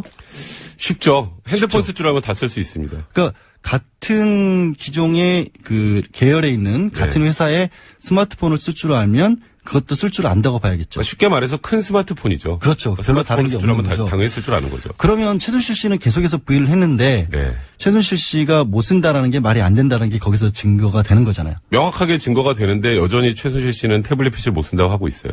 근데 백성문 변호사도 쓰다가 이거 모르겠다고 어렵다고 그만 포기를 하긴 했죠. 그건 아니고요. 이게 핸드폰 갖고 다니니까 이게 너무 똑같아서 그게 별로 필요가 없어서 그렇죠. 왜 저를 자꾸 모함하세요? 아니 모함하는 게 아니라 그때 분명히 저한테 쓰는 법이 너무 어렵다라고 투덜댔는데 혹시 최순실 씨도 그래서 포기를 했을까 봐. 제가 언제 그런 적 있었나요? 그건 아니에요.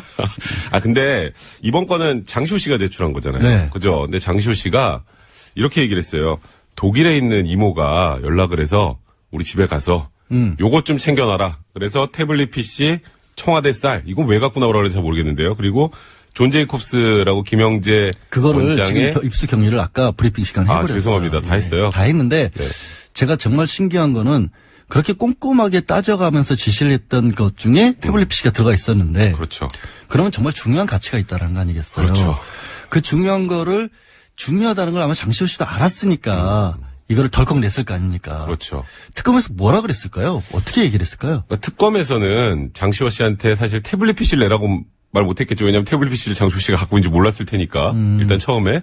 근데 장시호 씨가 사실 아들을 굉장히 끔찍하게 아낀다라는 얘기가 있었잖아요. 그 도피 과정에서도 제주도에 아들 다니는 학교 근처에서 숨어 있다가 아들하고 통화하는 게 유일한 낙이었다라고 할 정도였는데 이제 아들을 빨리 봐야 되지 않겠느냐라는 얘기를 하면서 적극적으로 수사 협조해달라고 했는데 장시호 씨 입장에서 이렇게 훌륭한 증거를 가지고 있는 걸 특검에 낸다면 물론 우리나라에 형량을 협상하는 플리바게닝은 공식적으로는 없지만 아무래도 구형할 때도 그렇고 법원에서도 선고할 때도 이런 부분 감안하잖아요. 수사에 적극적으로 협조했다라는 말이 한 줄 들어가면서 그런 부분 때문에 장시호 씨가 사실상 이제는 최순실 씨의 반대편에서 최순실 씨의 모든 것을 자기가 알고 있는 모든 것, 그리고 자기가 가지고 있는 모든 것을 지금 제출하고 있는 상황입니다. 그러니까 청문회장에서도 지금 기억에 남는 게 많은 국민들이 의아했던 게 최순실 씨를 가리켜서 이모라고 하면서도 종종 최순실 씨 이런 식으로 얘기를 했단 말이에요. 그러면 지금 상황에서는 좀 둘이 갈라섰다 이렇게 봐야 할까요? 지금 사실상 갈라섰죠.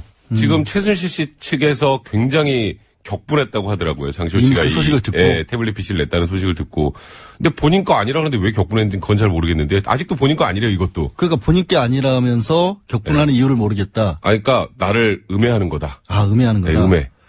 그래서 계속해서 감정해야 한다라고 하는데 감정한다는 게 어떤 의미인지 청취자분들한테 좀 설명을 좀 해주세요. 그러니까 사실 저는 태블릿 PC를 감정하자는 걸 왜 하자는지 잘 모르겠어요. 사실 그 안에 내용물이 맞는지 맞지 않는지 그거 확인하는 게 제일 중요한 작업이거든요.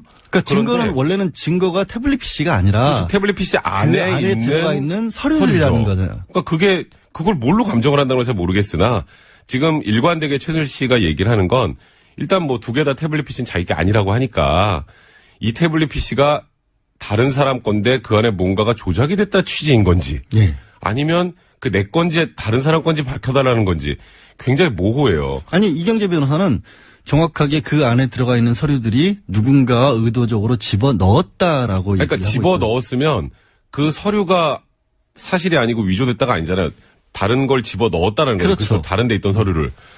그러니까 그게 만약에 설사 집어넣었다고 하더라도 그 안에 있는 서류가 최순실 씨가 보고 작성하고 수정한 게 맞으면 그 자체로 증거가 되는 거잖아요. 그러니까 지금 받고 있는 의혹은 원래 이제 태블릿 PC는 최순실 씨에 대한 증거는 아니잖아요. 그렇죠. 정호성 전 비서관이 뭔가 문서를 빼돌렸다는 것에 대한 증거 중에 하나인 거고 정호성 비서관이 빼돌렸다면 그게 태블릿에서 나왔건 PC에서 나왔건 그렇죠. 어디 스마트폰에서 나왔건 나온 건 맞다. 그렇죠. 이 얘기를 하시는 거잖아요. 그러니까 감정의 의미가 없다는 얘기를 먼저 말씀드리는 건데 감정을 해야겠다고 일관되게 주장한 이유가 있어요. 뭐 어떤 게?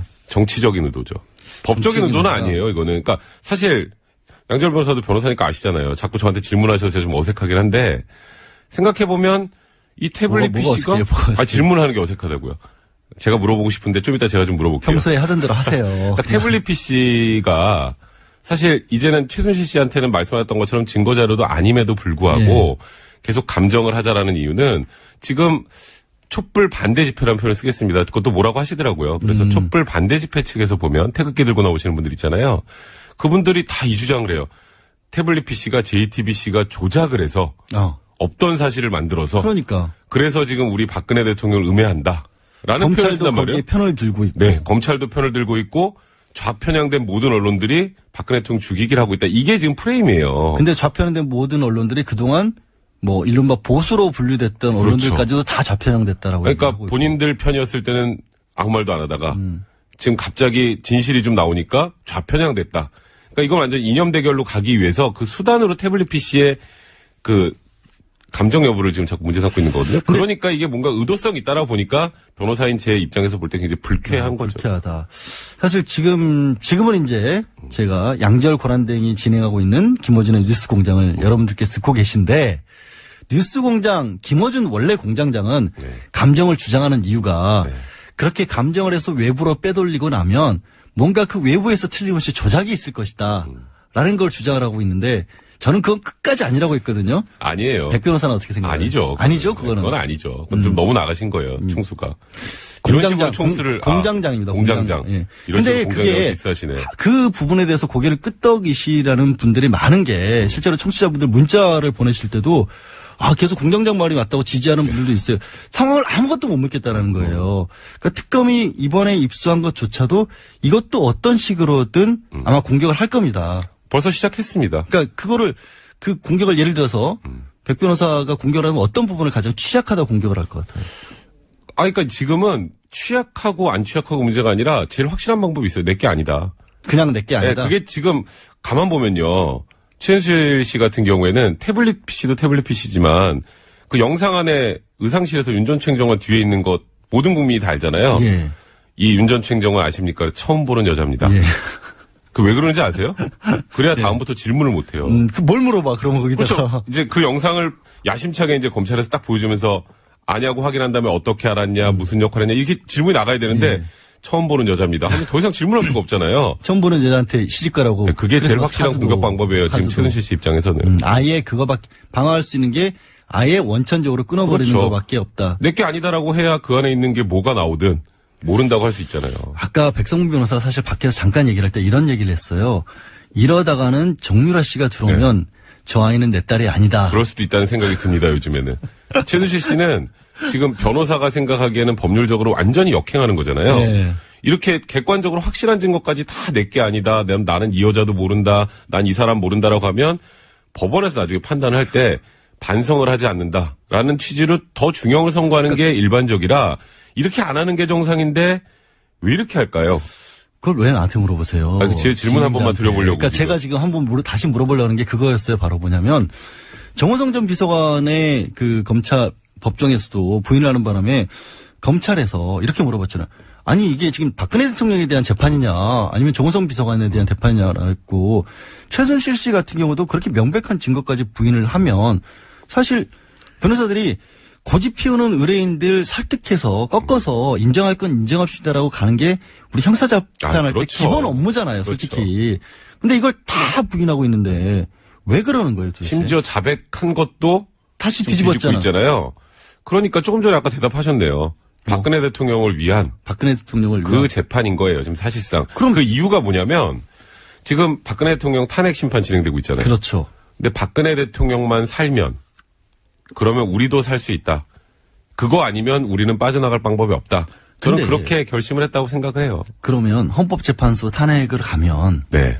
그런 식으로 방어를 하는 거 뭐든지 다 잡아떼는 거 네. 그리고 증인들도 막 출석 안 시키고 네. 안 오고 네. 이런 게 도움이 될 거라고 보세요? 지금 전혀 도움이 안 되죠. 변호사 시각에서는. 그런데 탄핵 심판이라는 것 자체는 일반 형사재판하고 다르게 약간의 정치적인 그런 판단이잖아요. 뭐 고려를 할 수밖에 그리고 없죠. 여론도 어느 정도 헌법이라는 게 판단하죠. 정치니까. 근데 지금 일단 박근혜 대통령의 탄핵을 저지하려고 하는 쪽의 입장에서는 현재 여론조사를 보면 12% 많게는 15% 정도가 탄핵을 반대하는 그런 그 집계가 나오고 있거든요. 그게 30%만 되면 해볼만 하다라는 거예요. 30%까지 끌어올리기 위해서 그럼 계속해서 이런 주장들을 하고 있다. 그러니까 지금 사실 우리처럼 모든 방송들, 모든 뉴스, 모든 자료들을 다 확인하고 보는 사람들은 정확하게 이 사실에 대한 팩트를 알지만 그냥 건너서 보시는 분들은 박근혜 대통령도 무고하다고 하고 며칠 전에 뭐 조윤선 장관도 청문회에서 눈물 글썽글썽하면서 뭐 저 블랙리스트 모른다고 하고 그리고 최순실도 태블릿 PC가 조작됐다고 하고 그러면 진짜 억울하게 누명을 쓴 건가 하면서 바뀌는 분들이 있어요, 실제로. 그런데 그게 통하려면 바뀌려면 어느 정도 시간을 벌어야 한다는 거잖아요. 그래서 시간을 벌고 있잖아요. 그러니까 지금 증인들이 안 나오고 뭐 사실 조회하고 다 증거도 거부하고 이런 게 지연 작전이 될 수 있다라고 네. 보는 거예요. 그러니까 지금 최대한 그 방법밖에 없잖아요. 지연을 해보려면. 근데 지금 헌재에서는 어쨌건 박근혜 대통령의 변호인단의 생각과는 다르게 그래도 빨리 진행해 보려고 하는 것 같은데 이번에 안 나온 증인들 다시 어쨌건 기일 한번 잡았잖아요. 한 번 더 줬죠. 네. 어제 최순실, 정호성, 안종범이 안 그렇죠. 나왔으니까. 그렇게 어쨌건 한 번씩이라도 기회를 더 주면 그 며칠씩이라도 다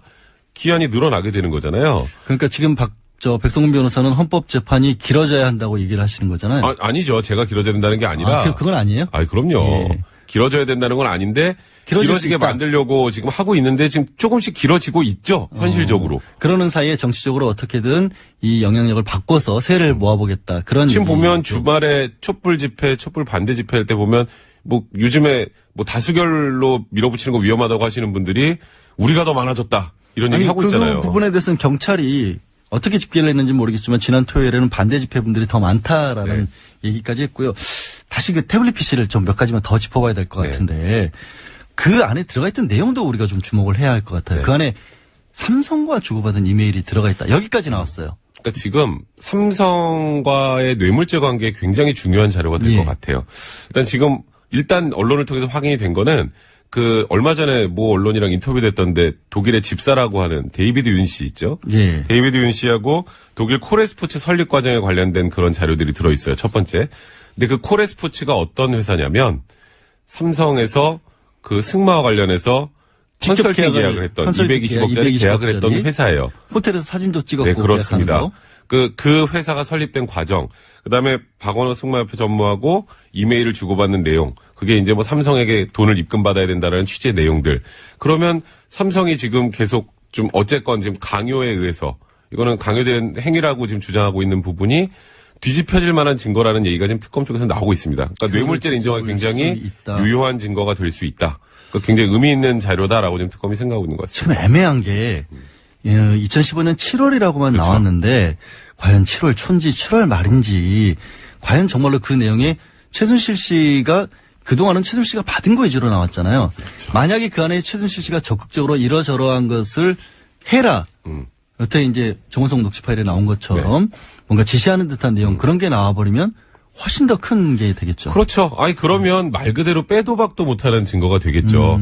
근데 지금 특검에서도 굉장히 고무돼 있는 것 같아요. 그거가 나온 것을. 네, 그렇죠. 그리고 지금 말씀하셨던 것처럼 입수를 한 게 5일경으로 네. 입수를 했는데 1차 검토를 거쳐서 어제야 비로소 네. 발표를 했다는 것은 통상적으로 검찰에서 5일씩 걸려서 확인 작업을 다 했다라는 거겠죠. 그러니까 지금 원래 JTBC에서 입수했던 태블릿 PC를 본인 것도 아니고 이거 다른 사람 거고 감정해야 된다고 계속 얘기를 하고 있으니까 이러면 확실하게 최순실 씨인 걸 일단 확인해 보자. 그래서 이메일 계정 뭐 사용자 정보 같은 거 다 확인해 보니까 이거는 100% 최순실 씨 거다라는 걸 확인하고 공개를 한 거예요.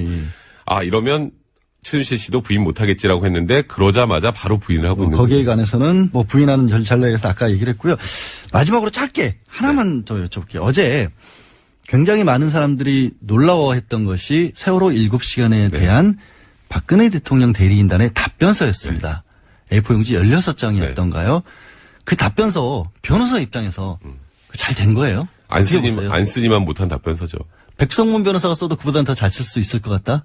이건 당연하죠. 당연하다. 그러니까 이거는 11명의 검찰 출신, 공안 부장 출신이 들어가 있는 변호사들보다 훨씬 낫다, 자기가. 잘 못 썼다가 아니라 일부러 그렇게 썼다. 일부러 그렇게 썼다? 그럼요. 왜 일부러 그렇게 썼다? 일단 첫 번째 박근혜 대통령은 얘기를 다 안 해주신 것 같고요. 변호인들한테.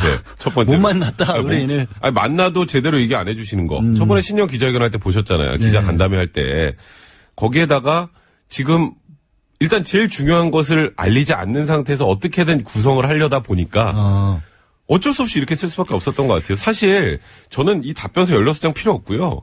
관저 출입 기록만 내면 되거든요. 뭐 관저 출입 기록이든 통화 목록이든 그렇죠. 증거들만 내면 되는데. 그것만 내면 돼요. 이거 뭐 장황하게 16페이지 아침에 몇 시에 일어나셔서 10시에 첨보고 받았고 그런 내용 굳이 안 쓰셔도 됩니다. 제일 힘들었던 게 아침에 저 청와대를 기록 못하는 게 68년도에 무장공비 침투 이런 것까지 써놓은 걸 보고는 같은 변호사로 저도 참 고생 많이 하셨구나 하는 생각이 들었는데 백성문 변호사 얘기를 사실 저도 더 들어보고 싶어요. 그리고 우리 청취자분들도 많은 얘기를 해주시고 계신데 이분이 방송이 있으셔서 가셔야 합니다. 예. 안타깝네요. 재밌네요. 나와주셔서 고맙고요. 우리 공장장 몰아내고 우리끼리 한 번 더 방송할까요? 그거 괜찮을 것 같아요. 괜찮을 것 같죠. 예. 청취자분들이 정해주시기 바랍니다. 지금까지 백성문 변호사였습니다. 고맙습니다. 네, 고맙습니다. 양지열 변호사가 지금 방송하고 있습니다. 난 뉴스공장은 김호준이고. 네, 어제 박근혜 대통령 측이 제출한 세월호 7시간 행적 답변서에는 이런 대목이 등장합니다. 대통령의 일상은 출퇴근 개념이 아닌 24시간 재택근무 체제다. 관저도 집무실이다. 그러면서 역대 대통령 또한 그랬다. 김대중 전 대통령은 노령과 질병으로, 노무현 전 대통령은 오전 10시 이전 회의나 저녁 회의, 휴일 업무까지 대부분 관저에서 봤다. 이렇게 주장했습니다. 이에 대해서 노무현 정부에서 청와대 제2부속실장을 지낸 전재수 더불어민주당 의원 연결해서 이 문제에 대한 입장 들어보겠습니다. 의원님 나와 계세요? 네, 안녕하십니까. 전재수입니다. 예, 안녕하십니까. 네. 예. 제2부속실장 지내셨다고 했는데, 이 국민들이 최근에야 부속실, 1부속실 이런 얘기를 들었거든요. 2부속실은 뭐 하는 데입니까? 그러니까 보통 청와대 1부속실을 하면은 그 대통령 그 일정 관련 그 업무를 총괄하는 곳이고, 예. 2부속실 하면은 이제 영부인 관련 업무를 총괄하는 곳입니다. 원래는요, 예. 예, 원래는 그렇죠. 그런데 우리 지금 박근혜 정부에서 이제 대통령께서 이제 가족이 없으시니까. 없으시잖아요. 예, 가족이 없으시니까. 그래서 2부속실을 청와대 발표에 의하면 2부속실을 존속은 하되, 예. 1, 2부속실, 2부속실은 그 이제 민원 처리를 하는 우리 사회 그늘지고, 이 힘들어하는 사람들을 도와주는 이 민원 처리 기구로 전담 시키겠다는 게 청와대 발표였는데 예. 지금 이제 밝혀진 것들이 이제 쭉 나오는데 보니까 이게 우리 사회 그늘진 이 민원을 처리하는 곳이 아니고 최순실을 청와대 내에서 비공식적으로 보좌하는 역할을 한 것으로 지금 드러나고 있는 것이죠. 사실상 그렇죠. 그러니까 예, 사실상 그렇게 돼 있는. 그래서 1, 2부속실은 역대 정부에 보면은 대통령은 1부속실, 예. 2부속실은 영부인 업무를 총괄하는 곳이죠. 것이었는데 지금은 바뀌었다. 그러니까 2부속실까지만 있는 거죠. 뭐 3부속실 이런 데는 없죠. 예, 그렇습니다. 1, 2부속실만. 네. 그리고 그들의 이게 업무 공간이 아닙니다. 업무 공간은 아니다. 1부속실은 예. 대통령 집무실 바로 옆에 있고 예. 2부속실은 그러니까 본관 2층이 대통령 집무실이거든요. 본관 2층이 본관 대통령 2층, 집무실이고. 예. 본관 2층에 대통령 집무실 바로 옆에 1부속실 사무실이 있고 그다음에 본관 1층에 영부인 집무실이 따로 있습니다. 영부인 그러니까 집무실까지 본관 있습니까? 그렇습니다. 예. 본관 1층 집무실 바로 옆에 2부속실 사무실이 따로 있습니다. 예. 근데 부속실장 근무하는 곳과 부속실 행정관 직원들이 근무하는 곳, 그다음에 영부인 집무실이 1층에 따로 있습니다. 예.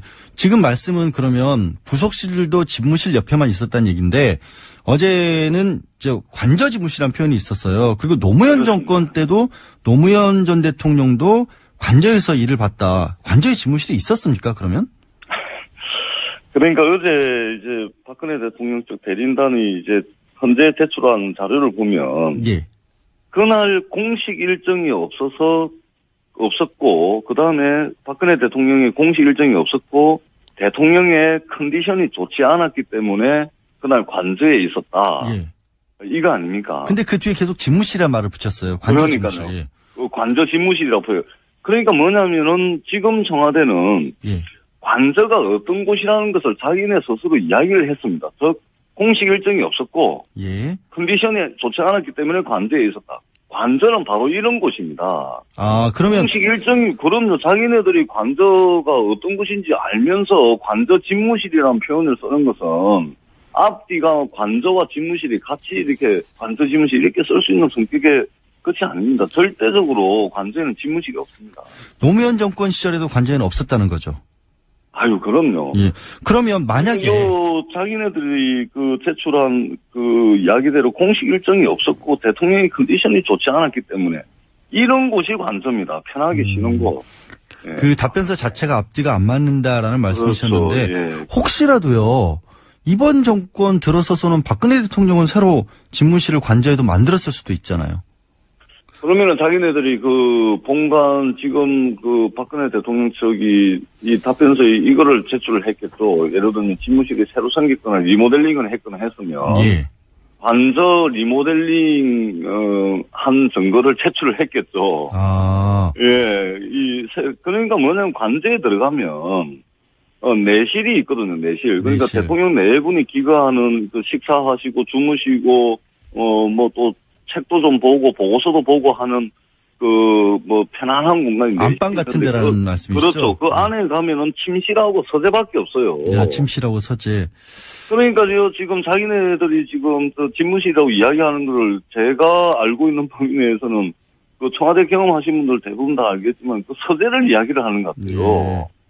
예. 그러니까 혼자 앉아가지고 이 서류 보고 하는 공간이 이제 참모들 불러가지고 회의하고 뭐 업무 지시하고 이런 집무실이 전혀 아닙니다. 예.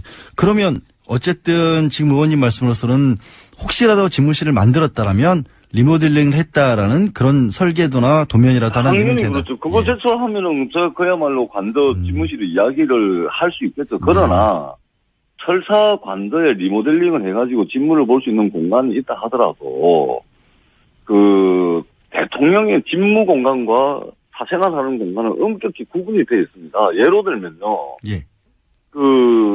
오바마 대통령이 대통령 되고 난 뒤에 이 집무실과 이 관저 관련해가지고 한 유명한 이야기가 있지 않습니까? 자기가 대통령이 돼서 가장 좋은 점이 사무실하고 집하고 가까워졌다는 이야기를 했어요. 오바마 대통령이. 사무실하고 집하고, 예. 사무실하고 집하고 가까워져서 난 너무 좋다. 예. 이렇게 오바마 대통령이 말씀하셨는데 이게 뭐냐면은 백악관에도 대통령 집무실하고 대통령 우리가 관저. 말하는 쉴 수 있는 관저하고 이게 45초 거리에 있거든요. 예. 그러니까 엄격하게 관저와 집무실을 구분을 하는 거예요. 가깝더라도 분명하게 나누어져 있었다라는 그런 말씀이시죠. 그렇죠. 예, 오바마 대통령도 이 관저와 이 사무실이 집과 사무실이 너무 가까워져서 좋다. 이렇게 나눠지 45초 거리에 있음에도 불구하고 나누고 있는 거예요. 예. 예를 들면 근데 24시간 예. 이게 오바마 대통령은 그렇다 치더라도 지금 어제 박근혜 대통령 측에서는 다른 게 아니라 노무현 전 대통령을 바로 거론을 했어요. 그러면서 그렇습니다. 오전 10시 전에나 아니면 저녁 때나 휴일 업무 이럴 때는 관저에서 업무 봤다. 이렇게 주장을 하고 있단 말이에요. 그럼 노무현 전 대통령도 그 구분이 없었다 이런 얘기를 하는 거거든요. 오전 10시에 그러니까 출근을 해야 되는 날에 공식 출근을 해야 되는 날에 오전 10시에 뭐 관저에서 뭐 보고를 받았다. 이거는 그 사실무근이고요. 정확하게 이야기하면 아침 7시 그러니까 출근하기 전 시간 9시 이전에 9시 이전에 조찬을 하거나 아니면은 필요한 업무가 있을 때 9시 이전에 관저에서 보고받은 경우는 있었겠죠. 그런 경우 이제 아주 급한 일이 있었을 때 업무 시간은 아닌데도 불구하고 직접 식사 자리 같은 데 불러서. 그렇죠. 그다음에 퇴근하고 난 뒤에 공식적으로 우리 월급 받아 생활하는 모든 사람들이 8시간, 하루 8시간 노동하면은 6시 이후에 퇴근하는 거 아닙니까? 9시 출근해서. 그러니까 노무현 대통령의 경우에는 아침 7시, 아침 8시, 그러니까 공식적으로 출근하기 전 시간대에 보고받는 경우가 많았습니다. 그거는. 네, 그러니까 10시에 관저에서 추리닝이 있고, 9시에 출근해야 되는데, 거기서 보고받고 한 경우는 없어요. 그러니까 지금 박근혜 대통령이 받고 있는 의혹은 근무 시간인데도 불구하고 그냥 거기 관저에 머물면서 재택근무를 했다라는 의혹인 건데 노무현 전 대통령의 경우에는 근무 시간을 엄격하게 지키되 시간의 근무를 초과 근무를 하셨다는 얘기잖아요, 지금. 그렇죠. 예. 그러니까 출근 전 업무를 하신 거고 퇴근 후 업무를 하신 거죠. 거기서 이제 편하게 보고받을 수 있는 것들 이렇게 하고 한잔 마시면서 토론할 수 있는 것들을 한 것이고 그다음에 박근혜 대통령 측에서 현재 제출한 그 세월호 7시간 보면 아침 9시 53분부터 17시 30분까지 여기 장소를 이 사람들이 또 구분을 해놨어요. 집무실 또 어디는 머리 한 대는 관저 해놓고 전부 집무실 해놨는데 이게 도대체 이 사실을 왜곡하는 겁니다. 이건 집무실 하면 본관 집무실밖에 없어요. 그리고 15시 35분경에 장소가 관저에서 머리 손질을 했다라고 돼 있는데 여기는 왜 집무실을 안 써놓고 관저라 또 써놨습니까, 장소를. 관저 내에 나눠져 있을 수도 있죠. 그러니까 이제. 스스로 지금 이게 서로 앞뒤가 맞지 않는 이야기들을. 답변서 자체에서 그렇다. 관저에 집무실이 없습니다. 그렇게 했잖아요. 김기춘 전 비서실장도 그랬고, 눈 뜨면 근무 시작이다. 그러니까 24시간 근무다. 재택이라고 할지라도. 눈 뜨면 일을 하고 있는 때문에. 이 말씀을 듣는 2천만 월급쟁이들이 환장할 이야기입니다. 대한민국의 월급쟁이 출근해가지고 출퇴근하는 월급쟁이 2천만 명 정도 되는데 이 사람들이 환장할 말을 대통령이라는 사람이 하고 있는 게 무슨 대통령이 신입니까? 24시간. 이 정말 이게 이런 대통령을 둔 국민들은요, 이런 말씀 들을 때마다 슬퍼요. 정말. 정말 슬픕니다. 한 말씀으로 딱 정리를 해주셨네요. 월급쟁이들 다 슬프다. 듣고 싶은 월급쟁이들을 환장할. 듣고 싶은 말씀이 많은데, 오늘 말씀은 여기까지 듣겠습니다. 고맙습니다. 고맙습니다. 지금까지 노무현 정부에서 청와대 제2부속실장을 지냈던 전재수 더불어민주당 의원이셨습니다. 오늘도 뉴스공장으로 많은 분들이 의견 주셨습니다. 근데 아까 김호중 공장장이 갑자기 중간에 끼어들어가지고 뉴스공장은 자기 거라고 했는데요. 지금 오늘의 대한민국의 사태는요. 대한민국의 주인이 국민이 아니라 극히 일부 권력을 차지한 사람들의 것이라고 착각하는 데서 온 겁니다. 뉴스공장은 청취자 여러분들의 것입니다. 청취자 여러분들 사연 소개시켜드리겠습니다. 그렇죠. 4369님 재밌당. 공장장 최대 위기당. 근데 솔직히 제가 이런 걸 재밌게 못 읽어요. 유머를. 그거는 제가 인정하겠습니다. 문재원님 게스트 변호사 누군가요? 존재감 짱. 설명드렸죠? 한 달에 100번 이상 방송 출연하는 센츄리 클럽의 유일한 변호사 백성문 변호사였습니다. 저하고는 사이가 굉장히 안 좋습니다. 서명숙님은 이런 의견도 주셨네요. 주말에 뉴스공장 열어서 변호사님 두 분이 진행하면 어떨까요? 절대 싫습니다. 주말에 혹시 하게 되더라도 저 혼자 할 겁니다. 변호사, 기자, 방송인 양변님 너무 능력이 좋으세요. 마치 최순실 같아요. 아, 큰일 났네. 아, 난 이거 못해, 이런 거. 근데 진짜 큰일 나네. 최순실에는 비교하지 말아주세요. 지금까지 불만접수 AS였습니다. 아, 이분 제가 주변에서도요, 너무 얘기들 많이 듣습니다. 정말 어떻게 시사를 과학적으로 이렇게 풀어서 하죠? 과학 같은 소리 안에 과학 팟캐스트 부동의 1위, 과학하고 앉아있는 진행자, SF소설 태양계 연대기의 저자, 파토 원정호 선생님 나오셨습니다. 네, 안녕하세요. 네, 안녕하세요. 오늘도 기대 만발입니다. 오늘 주제 뭐죠? 네, 오늘 주제는 아이고, 감기 걸리셨나 보다. 네. 오늘 주제는 진화입니다. 진화? 예, 과학에서는 굉장히 중요한 테마죠. 뭔가 단어만 들어도 뭔가 폭탄 발언을 하실 것 같은데. 예, 진화란 건 사실 뭐 다윈의 진화 개념들 대충은 아시잖아요. 그럼요. 근데 굉장히 많은 분들이 오해를 하고 계세요. 보통 이제 침팬지가 뭐 수십만 년이 지나면 사람씩 변해서 사람이 된다고 주장을 하시고 또 제가 어느 목사님이 그렇게 쓰신 것도 봤어요. 왜 진화가 있다면 숲에 들어가면 지금 원숭이가 사람으로 변하고 있어야 되는데 그 광경을 우리가 못 보지 않느냐. 많은 착각을 하신 거죠. 일단 시간이 많이 걸리는 일이고 그리고 그런 식으로 변하는 게 아니고 원래 이제 환경에 적응한 종은 살아남고 그렇지 못한 종은 도태되는 게 진화의 바탕인 자연 선택입니다. 그러니까 침팬지가 우리 조상인 게 아니고 침팬지하고 우리가 수백만 년 전에 같은 조상을 공유하고 있는 거죠. 갈라진 거죠, 중간에. 그러다가 변종이 생겼다 뭐 이런 거죠? 예, 그러면서 변종이 생기면서 이제 적응하는 종은 살아남고 적응 못하는 종은 이제 없어지는 그런 게 이제 진화고 사실 중간중간에 인류라고 말할 수 있는 종들이 여러 생겼다가 뭐 네안데르탈인 잘 아시잖아요. 그렇죠? 네, 그렇죠. 교과서에서 예전에 배웠던 기억이 납니다. 우리가 뭐 친구를 놀리고 할 때도 수고했는데 친구들 그렇게 놀리셨어요? 예, 생긴 게 좀 이렇게 그러면 공장장은 어떤 종? 공장장은 인간이 아니죠. 제가 한 얘기는 아닙니다. 그래서 지금은 이제 호모 사피엔스 종만 그 자연 선택에서 살아남아 있는 상태인데요. 진화의 이제 예를 좀 들어보면요. 요걸 들어보면 좀 쉽게 이해하실 수 있습니다. 예를 들어서 다람쥐가 많이 사는 숲이 있어요. 근데 그 중에 이제 돌연변이들이 어쩔 수 없이 생기지 않습니까? 색깔이 달라질 수도 있고, 뭐 기능이 달라질 수도 있고. 여러 가지로 이거는 그냥 저 유전자의 문제로 인해서 생기는 거죠, 원래는. 근데 제가 이제 이건 제가 만든 얘기이긴 해요. 다람쥐가 실제로 이렇게 날다람쥐가 이렇게 생겼다는 얘기인데 실제로 그랬다는 얘기는 아니고요. 겨드랑이에 이렇게 살이 늘어진 다람쥐들이 있었던 거예요. 돌연변이로. 이 다람쥐들 사이에서 이상하게 생겼으니까 왕따였겠죠. 그렇죠. 아무래도. 쟤는 뭐 살이 이상하게 늘어져 있고. 그러니까 비만인가? 뭐. 네, 뭐 좀 이상하게 생겼으니까. 그래서 왕따를 당하고 있다가 갑자기 이 숲에 늑대들이 출현을 합니다. 뭐 딴 숲에서 왔든가 숲에 살게 된 거예요.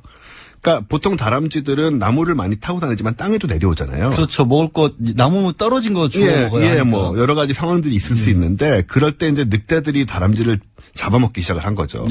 근데 이 겨드랑이에 살이 있던 애들은 이렇게 점프할 때 이게 약간 날개 역할을 해줘가지고 조금 더 뛸 수 있게 된 거예요. 그럼 무겁지 않을까요, 그러면? 어차피 제가 지어낸 얘기니까 뭐, 중요하지 않은 포인트는 다 넘어가겠습니다. 그래서 얘네들은, 의외로 그 상황 때문에, 다른 자기를 왕따시키던 그런 다람쥐들은 죽어가고, 얘네들은 그 숲에서 살아남게 된 거죠. 점프를 더 하게 돼서. 굳이 땅에 안 내려오더라도 옆에 나무로 건너갈 수가 그렇죠. 그리고는, 얘네 자손들 중에는 이제 얘네가 돌연변이는 유전이 되니까 얘네 자손들 중에도 계속 이제 그 날개를 갖고 있었을 텐데 그 중에서 날개가 또 큰 애가 있고 작은 애가 있을 거 아니에요. 큰 애들이 점점 더 살아남습니다. 더 뛰니까. 그래서 결국은 큰 애들만 자손을 낳게 되는 거죠. 그게 이제 기본적인 진화론에 날다람쥐를 맞추신 거잖아요. 네, 대충 이제 끼워 맞춘 거고 실제 날다람쥐는 이렇게 생기지 않았을 겁니다.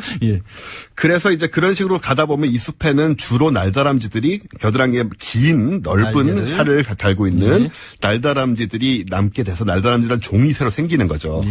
다른 숲에는 그냥 다람쥐들이 살고 있겠죠. 늑대가 없으면. 그렇죠. 이때 우리가 이 늑대를 선택압이라고 얘기를 합니다. 압력을 가하는. 그렇습니다. 어쩔 수 없이 이런 쪽으로 가게끔 만드는 선택압. 예. 네네. 그렇게 되는 거죠. 이게 이제 기본적인 생각이고요. 이제 우리가, 늘 그렇듯이 좀 우리 상황에 빗대서 얘기를. 지금부터가 이제, 여기까지는 이제 지금부터 하실 말씀을 이해하기 위한. 네, 그렇습니다. 전제 이론. 예. 네. 우리 잠정 비대통령하고. 예. 잠정 비대통령. 저 계속 밀고 있습니다. 매 시간마다. 예, 잠정 비대통령도. 네. 괜찮네요. 예. 네. 최순실 씨 일가가 최근까지 환경에 잘 적응해서 호의호식 하시면서 권력을 누리고 살아오셨잖아요. 그렇죠. 근데 이제 이게 87년 이후에 우리가 민주화가 됐다고 하지만 실은 그 변화를 끌어내는 선택압이 약했던 겁니다. 몰아내는 그런. 예, 그런 사람들을 몰아내서 진짜 민주화를 해야 되는데 그 선택압이 생각보다 강하지 못했다. 라고 생각이 되는 거죠. 그래서 옛날 모습으로 살면서도 얼마든지 약간 모습만 감추면 그 생존과 번영이 가능했던 시대였던 것입니다. 완전히 탈바꿈을 할 필요가 없이 그냥 그 개체를 유지를 하면서. 그렇습니다. 살짝만 이렇게 색깔만 바꾼다거나. 그렇죠. 이런 정도로 끝났다는 거죠. 예. 그러니까 사실 87년 민주화 투쟁을 얘기하셨지만 최순실 일가는 그 전부터 최태민 시대부터 있었으니까. 그때 이전부터 이후까지 우리가 보기엔 달랐을지 몰라도 내면적으로는 별 차이 없이 살고 있었던 거죠. 지하로는 숨은 거 아닌가요? 지하로 숨은 거죠. 지하로 숨는 정도. 예. 하지만 이제 종분화가 일어나지 않은. 아예 달라지지 않고. 그런데 이제 실은 세상이 조용히 바뀌고 있었잖아요. 계속. 예, 그렇죠. 굉장히 안 좋은 쪽으로 가는 듯 하다가 또 이번에 또 민주주의 사회로 바뀌었고 시민의식도 성숙했고. 그렇습니다. 예. 근데 이제 그동안에 이분들이 하신 일을 보면 지난 대선의 국정원 댓글 사건도 있고 그다음에 잠정 비대통령 같은 경우에 수첩. 예. 블랙리스트, 적군 리스트. 혹시 저 블랙리스트 올라 계세요? 송구스럽게도 안 올랐습니다. 저도요. 굉장히 비참한 기분입니다. 그게 말 나왔으니 말인데요. 예. 저 미국의 교수님한테 얘기를 들었는데 미국에 지금 트럼프도 블랙리스트가 있대요. 그래서 이분 교수님이 주변에 블랙리스트에 오르지 못한 그 교수님들이 전부 지금 굉장히 불쾌해하면서 자괴감에 빠져 있다. 예, 강한 포스팅들을 막 올리고 있다고 합니다. 거기에 들어가기 위해서 그 기분 저 이해할 수 있어요. 예. 근데 어쨌든 근데 세상이 바뀌었으니까 이제 적응 못한다는 얘기를 해주시려고 하시는 건가요? 그렇습니다. 네. 요즘 이렇게 해서 4차 산업혁명을 논하는 디지털 민주주의 시대가 됐지 않습니까? 책을 읽었다던 4차 산업혁명 책. 예, 그 책은 읽으셨다고도 하는데 그 진위는 좀 확인을 우리가 해봐야 되는 문제가 아닌가 싶고. 근데 이제 이분을 보면 이제 아날로그적 비민주적 삶을 살고 계신 거죠. 여전히 수첩 막 쓰고 손으로 막 쓰고 요즘 스마트폰 쓰고 이렇게 하는 거지 누가 그 수첩 손으로 쓰고 있습니까? 그래서 이제 디지털 민주주의 시대에 적응하지 못하고 있다, 환경에. 양쪽 다. 그래서 도태될 수밖에 없는 생존 방식이었던 거죠, 사실은. 선택압이 예전에 적응했던 것보다 훨씬 더 강력해졌으니까. 강력해지고 있는 거죠. 혹시 그럼 거기서 또 변적으로 바꿔서 살아남을 가능성은 없을까요? 그래서 저도 그 생각을 했는데요. 사실 이 진화라는 것이 개체나 개인에게 적용되는 것이 아니라 대를 바뀌면서 아까도 말씀드렸지만 대를 바뀌면서 그게 강화돼서 걔네 그 종이 살아남게 되는 건데 다른 종으로 바뀌면서 이게 되게 안타까운 일이죠. 왜냐하면 예를 들어서 이제 박정희 전 대통령이 돌아가시고 나서 80년대 서울의 봄이 있었잖아요. 이때 만약에 전두환이 5.17, 5.18로 정권을 잡는 대신에 제대로 민주정부가 들어섰다면 민주적인 적자 생존의 선택압이 훨씬 빨리 작용을 했겠죠. 강하게 작용을 해서. 이 당시에 이제 그 잠정 비대통령께서 이제 27, 8 그 정도 나이시거든요. 아직 이제 인격 형성이 다 되지 않은 20대 중반이었기 때문에 20대 중반 분들 죄송합니다만은 이 따님에게 그 선택압들이 적용돼서 적응을 하셨을 수도 있어요, 그때. 그렇죠. 상황이 달라져서 나도 이제 민주시민의 일원이 되고 그럴 수도 있었죠. 근데 그 선택압이 이제 전두환에 의해서 그 기회를 오히려 보호를 받았어요. 그렇죠. 이 보호를 받았다는 것이 결국은 그 종 전체에 있어서는 좋지 않은 그 박씨 종에 있어서 좋지 않은 효과를 냈던 것이고 그 환경에 적응을 못했기 때문에 그 이후의 삶이나 또 지금 말로가 이제 다 이렇게 오히려 더 좋지 않은 비참한 결과에 이르렀다. 차라리 변했으면 모르는데. 그렇습니다. 네. 그리고 또 최순실 씨 집안은 이제 정유라 씨를 예로 드는 게 좋을 것 같아요. 최순실 씨 이미 70년대부터 그 아버지 좀 사회비교주이신 최태민 씨의 일을 도맡아서 했었고 계승자가 된 거죠. 네네. 이미 계승자가 됐고 박근혜 잠정비 대통령과 함께 지내면서 온갖 뭐 특혜 비리 월권을 지금까지 저질러 왔지 않습니까? 근데 만약 그때 민주적 선택합이 좀 일찍부터 제대로 작동했다면, 특히나 김영삼 정부 때 이 정유라 씨가 태어났잖아요. 아, 그렇죠. 96년생이라고 주장을 하고 있는데, 이때 태어났기 때문에 이분은 사실 적응해서 엄마한테서 종분할을 해서 날다람쥐가 될 수가 있었다는 거죠.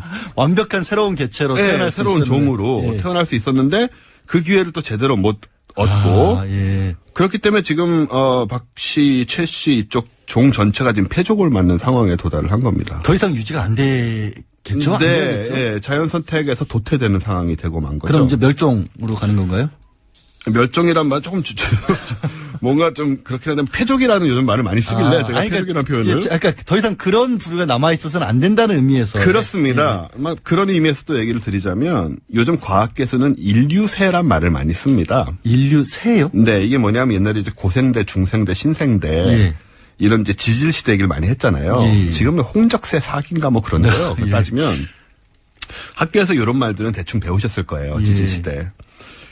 근데 이제 지금 신생대 사기의 끝으로 인류 문명이 시작된 때부터를 인류세라고 요즘 부르기 시작을 했습니다. 환경의 문제가 아니라 사람의 문제가. 사람이 세상 환경을 바꾸고 있는 거죠. 그래서 기간은 길게 잡아도 1만 년, 뭐 짧게는 대기 변화를 초래하기 시작한 산업혁명 이후 200~300년 전부터 보는데 많은 생물종이 인류 때문에 멸망을 했고 우리 자신도 스스로를 멸망시킬 위험을 좀 초래하고 있습니다. 그렇습니다.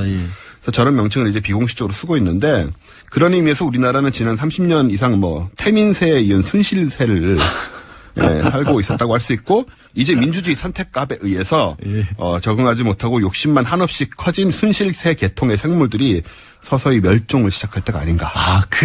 어떻게 보면 그 안에서 인류세도 상당히 짧지만 그 안에 아주 짧은 지층으로서 순실세와 그렇습니다. 태민세가 있었다. 네네. 그 지층이 그럼 유물로 남아서 우리가 관찰할 수 있을 만큼 만들어질까요? 네, 뭐 지층으로는 안 남겠지만 역사적 유물로는 남아야겠죠. 유물로 남아야겠죠. 사실 순실새는 순실종이나 이 외에도 비슷한 생물들이 많이 있지 않습니까? 어떤